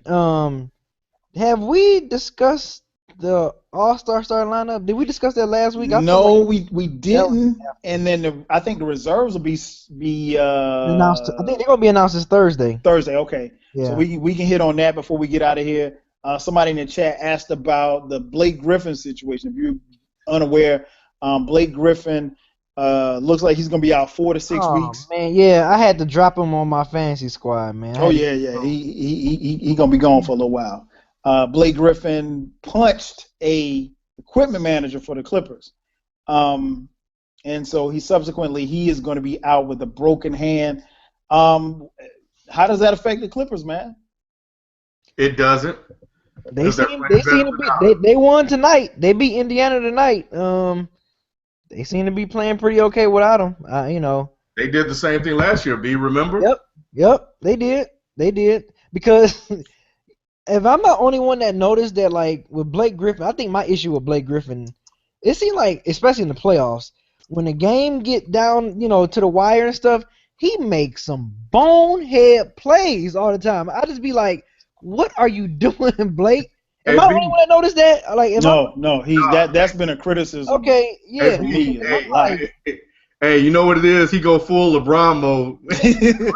Man, like this dude just make bonehead plays. I'd be like, what? It makes me question even ranking him, sometimes as high as the current power forward as I do, because I just be like, dude, you making the most bonehead plays during the most important time of the season, the playoffs, and most critical moments in the game. Like I thought I was the only one that see that. I'm just like, dude, this dude makes some bonehead plays. I'm sorry. He make those low basketball IQ type plays. I mean, that's why Chris Paul just got to like take over and like try to do. There's only so much you can do at 6 feet. It's just like, we need you, big fella. We need you to kind of carry the load too. But damn. No doubt. So yeah, before we get out of here, man, let's jump to the All-Star selections. I'm pulling them up now. Of course, the starters were named, as Ken mentioned. The reserves will be named on this coming Thursday. So I'm going to run down for you the starters in the East and the starters in the West. Travesty. I'm sorry. Go ahead. My bad. Go ahead. In the East, man, we got Kyle Lowry, Paul George, LeBron James, Ken's best friend, Dwayne Wade, and Carmelo Anthony. In the West, Russell Westbrook and Kevin Durant, Kawhi Leonard, Steph Curry, and the Mamba, Kobe Bean Bryant. Your thoughts, Ken, on the All-Star selection? Come on, Ken. Come on, Patty.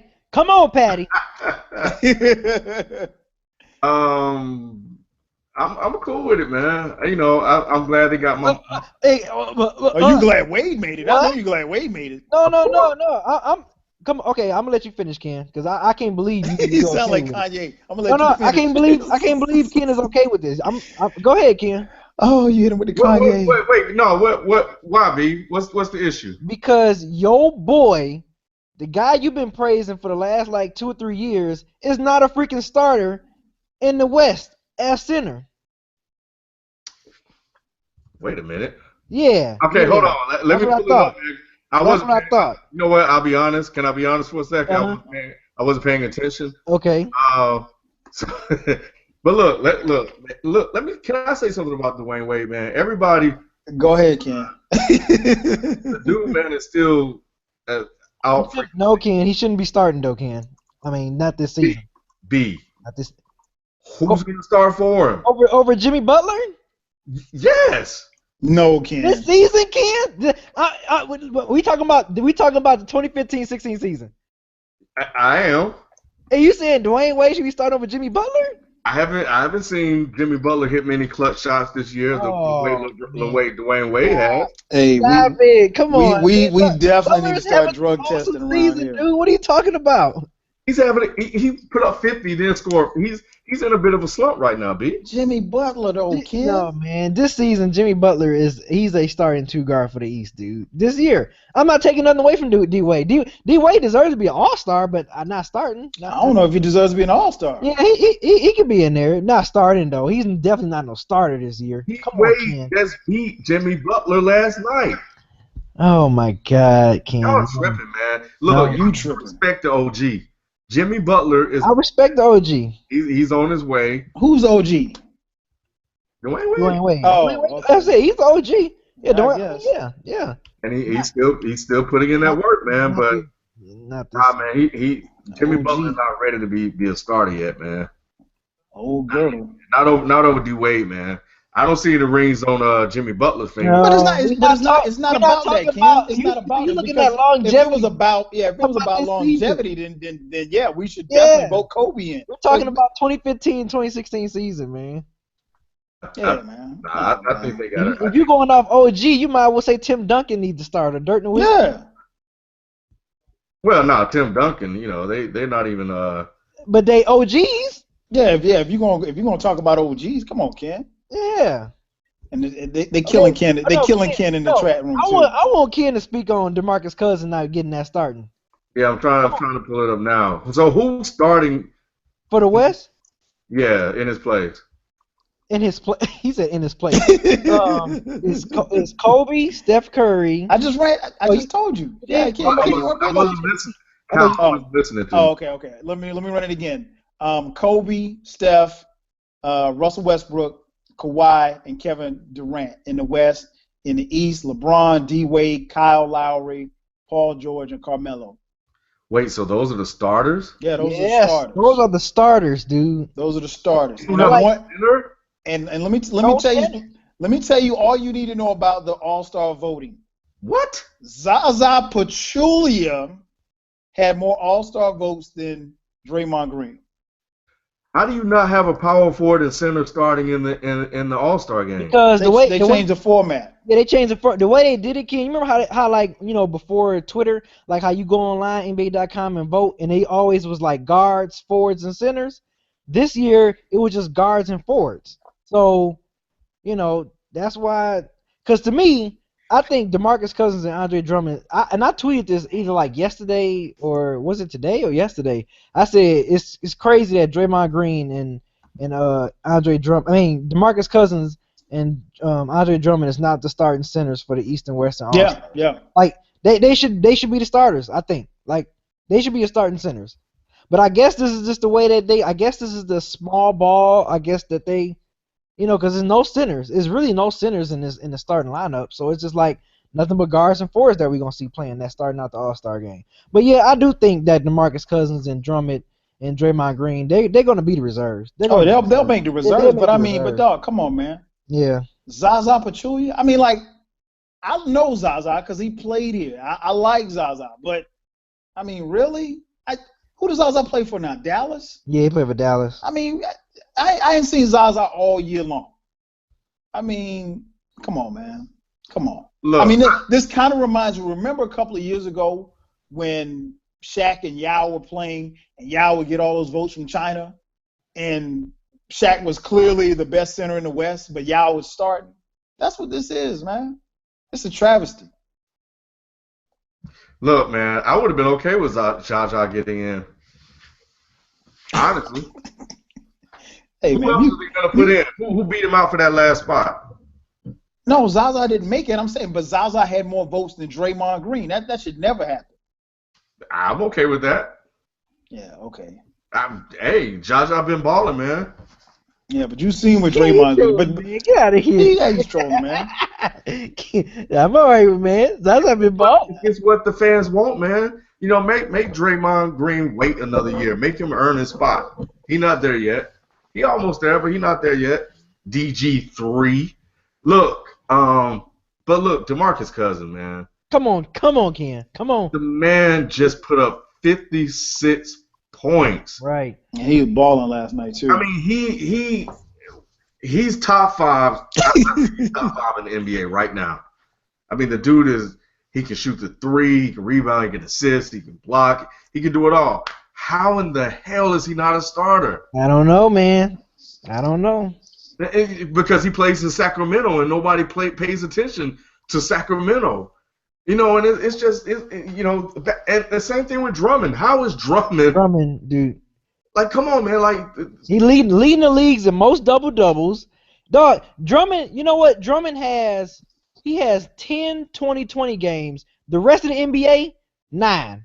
Hey, that just tells you something. Like, the dude is beasting as a center right now. Drummond is in my top 5, B. This is social media. He wasn't in the video. Drummond got to work on his free throws, man. I think Drummond. Oh my God! I think he's the worst free throw shooter in history of NBA. Like, his free throw shooting is awful. He's shooting like 40-something%, man. It's I would rather have Ben Wallace at the free throw line than Drummond. And that's saying a lot because Ben Wallace sucked too. Ben Wallace sucks too. That's what I'm saying. Dog, Drummond shot.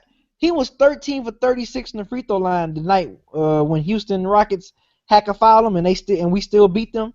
Dog, he was 13 for 36. That's awful. I don't like that either, man. I don't like that hacker whatever. Yeah, man. But yeah, to me, Drummond and Cousins, it's a crime that they are not starting sitters for their respective conferences. It's a crime to me. Like, that's crazy.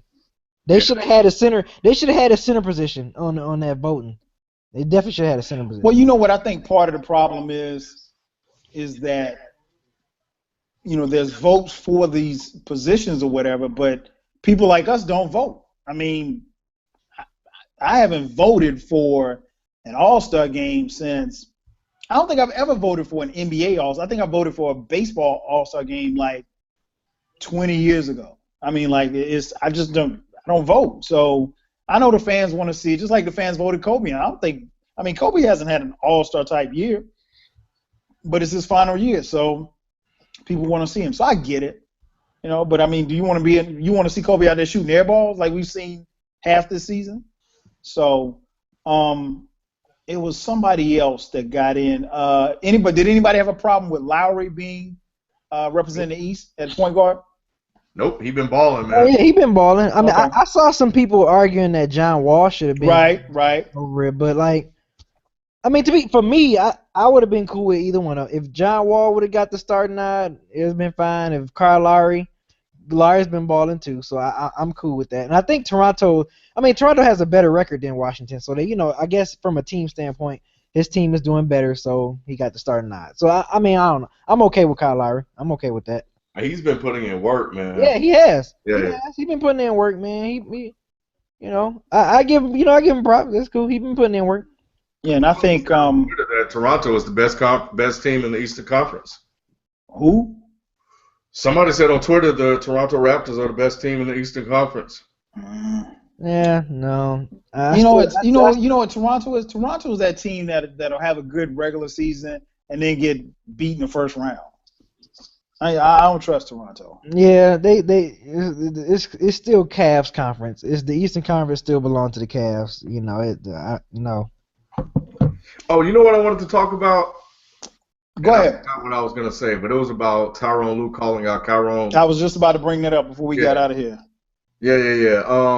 Because I think somebody said that LeBron is the one with the brand, but I just wanted to point out that LeBron already has an established brand. I don't think he has to really work hard on it.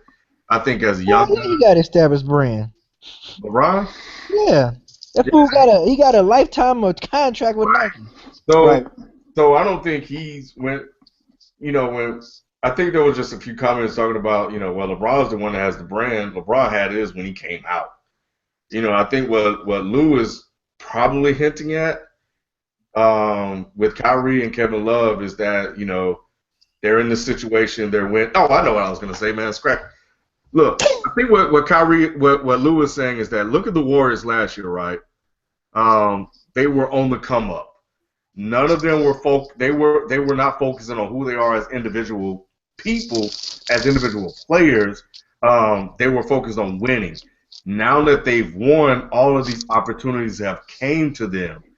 So if you are Irving and Love, if you can put all of that aside and focus on winning the championship, your brand image will take care of itself off the strength of winning the title.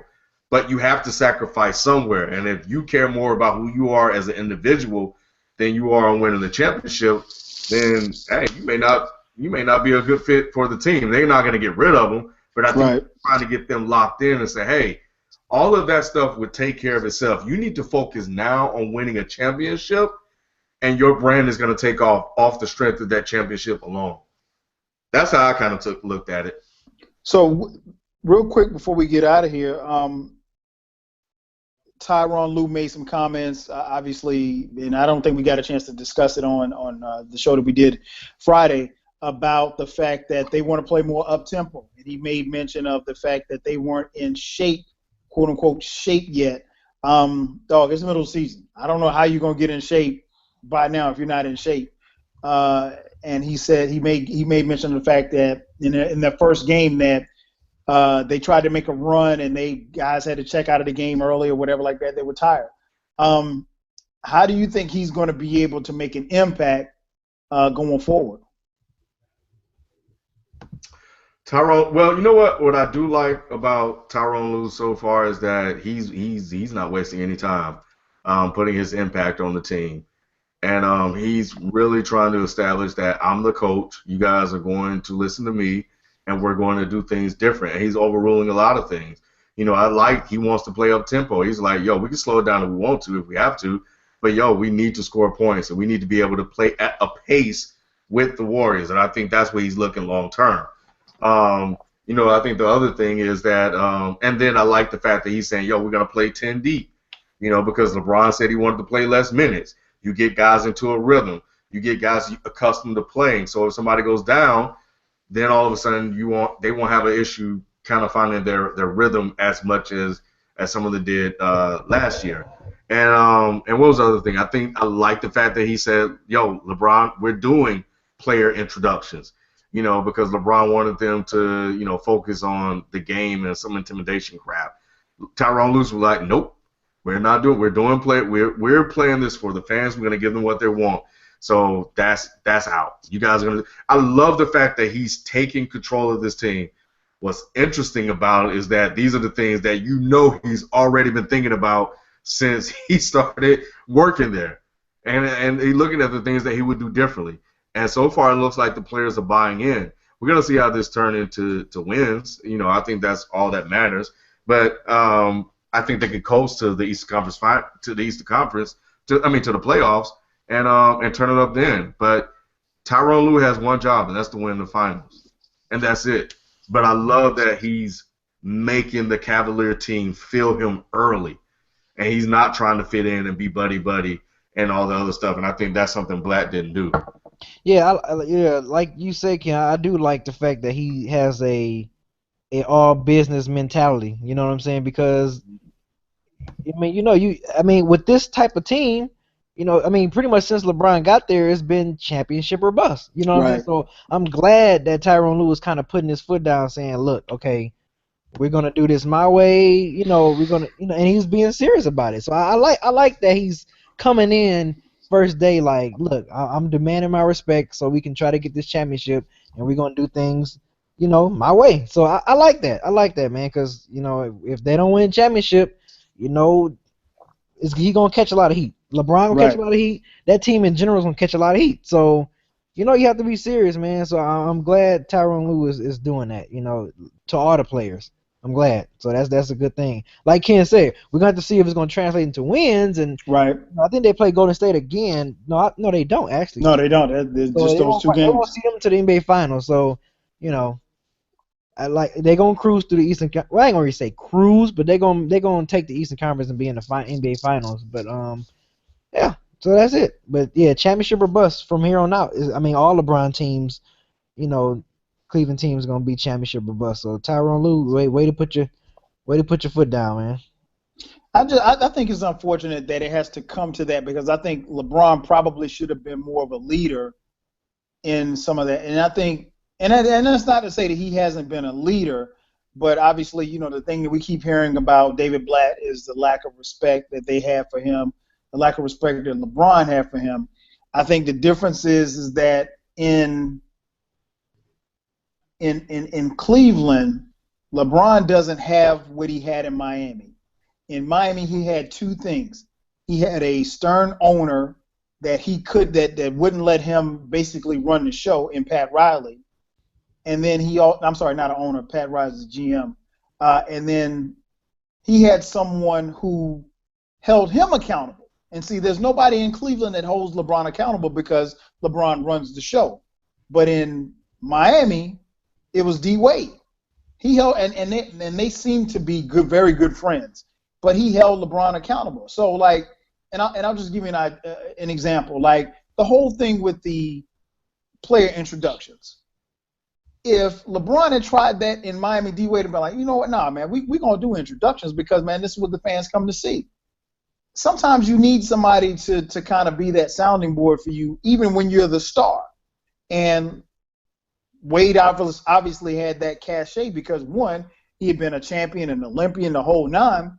And, you know, for lack of intents and purpose, I mean, LeBron came to play with Wade. It wasn't the other way around. So they made it work and they made it fit. And so I think that the accountability factor, I think there had to have been somebody in Cleveland to help LeBron with this type of stuff. But ultimately, we talked about it on Friday's show.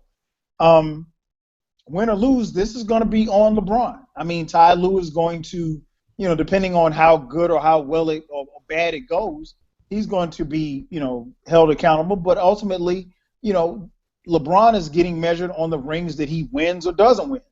And from the looks of it, it ain't going to happen this year. Nah.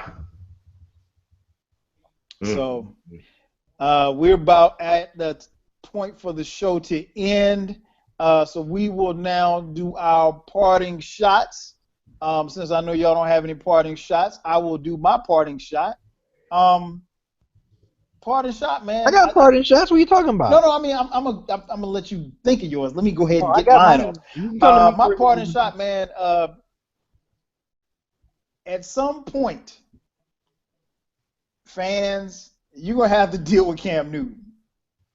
You know, I don't know why it is people don't like him.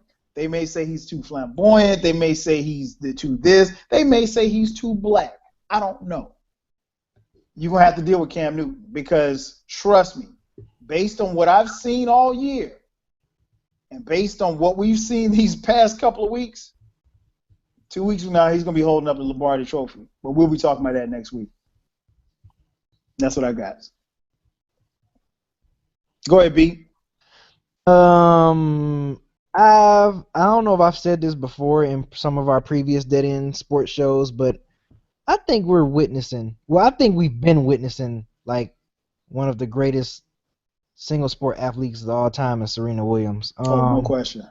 Again, for the 18th straight time, she's dominated Maria Sharapova. Media, will y'all stop trying to act like that woman is her rival? She beat this woman 18 straight times. She hasn't won a match since the last 7 matches. You know, come on, just stop it. Stop with the nonsense.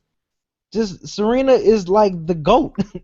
I think she's like the GOAT, and when it comes to like singles, she is on pace to possibly have not only the most Grand Slam titles in the Open era, but the most Grand Slam titles, period. You know what I'm saying? And for her to still be playing at this level and what we consider in tennis an ancient old age, and she's 34, about to be 35, and she's still playing at a high level where, and you know, normally in tennis, once you hit like 31, 32, it's a wrap. I mean, we see it in Pete Sampras. Right. You know, we saw it in Andre Agassi. You know, we kind of starting to see it with Federer now. It's like, you know, we still want him to be great, but he just can't keep up with these young dudes, man, Djokovic and stuff. So I just think with Serena, man, I think we are literally witnessing for the last almost pretty much 20 years one of the greatest athletes of all time. Not just female athletes, but just one of the greatest athletes of all time. No question. What about you, Ken? What's your parting shot?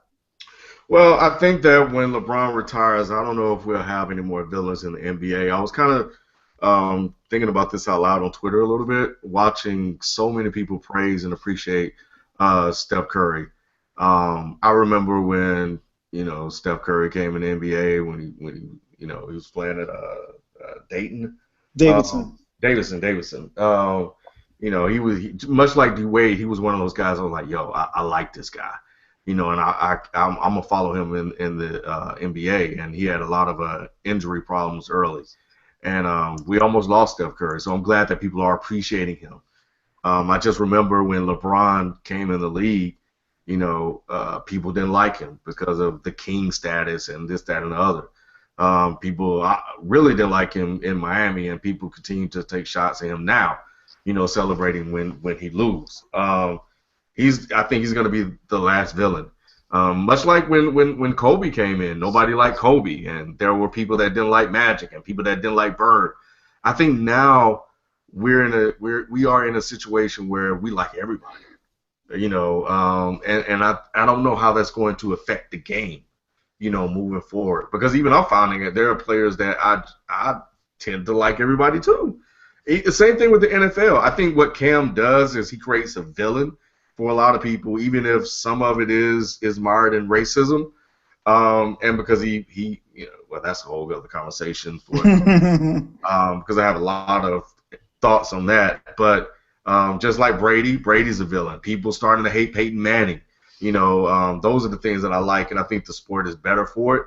So I'm really going to be watching what happens in the NBA moving forward, because even though KD wants to try to be a tough guy, he's not. He's just trying to, change his image a little bit. We don't have anybody that we don't like. And I don't know how this is going to affect the NBA if we're all cheering for the same person. That's a good point. Got to thank everybody for checking out the show. Make sure that if you haven't done so already, particularly those of you who are watching us on YouTube, make sure that you hit the little subscribe button right there on your screen. Hit subscribe and subscribe to the channel. That way you do not miss any episodes of Dead End Sports. Of course, we will be right back here next week, same time, same station, giving you the raw and uncut sports. This is the place where sports opinions collide. Of course, we'll be talking more NFL and anything else that pops up during the week leading up to Super Bowl 50. So for FIFO, who ran off the plug twice, BZ, and my man Ken, I'm your host, 12 Kyle. We'll holler at you guys next week. Peace. Catch Off the Bench. Oh, yeah, Off the Bench. Yeah, I got a new show. Off the bench with Ryan and Q, Off the bench. Yeah, we got to get Q on here, too. Yeah, man. He's in a closet somewhere. So anyway, hey, I'm holler at y'all. We out. Peace. Thanks for watching.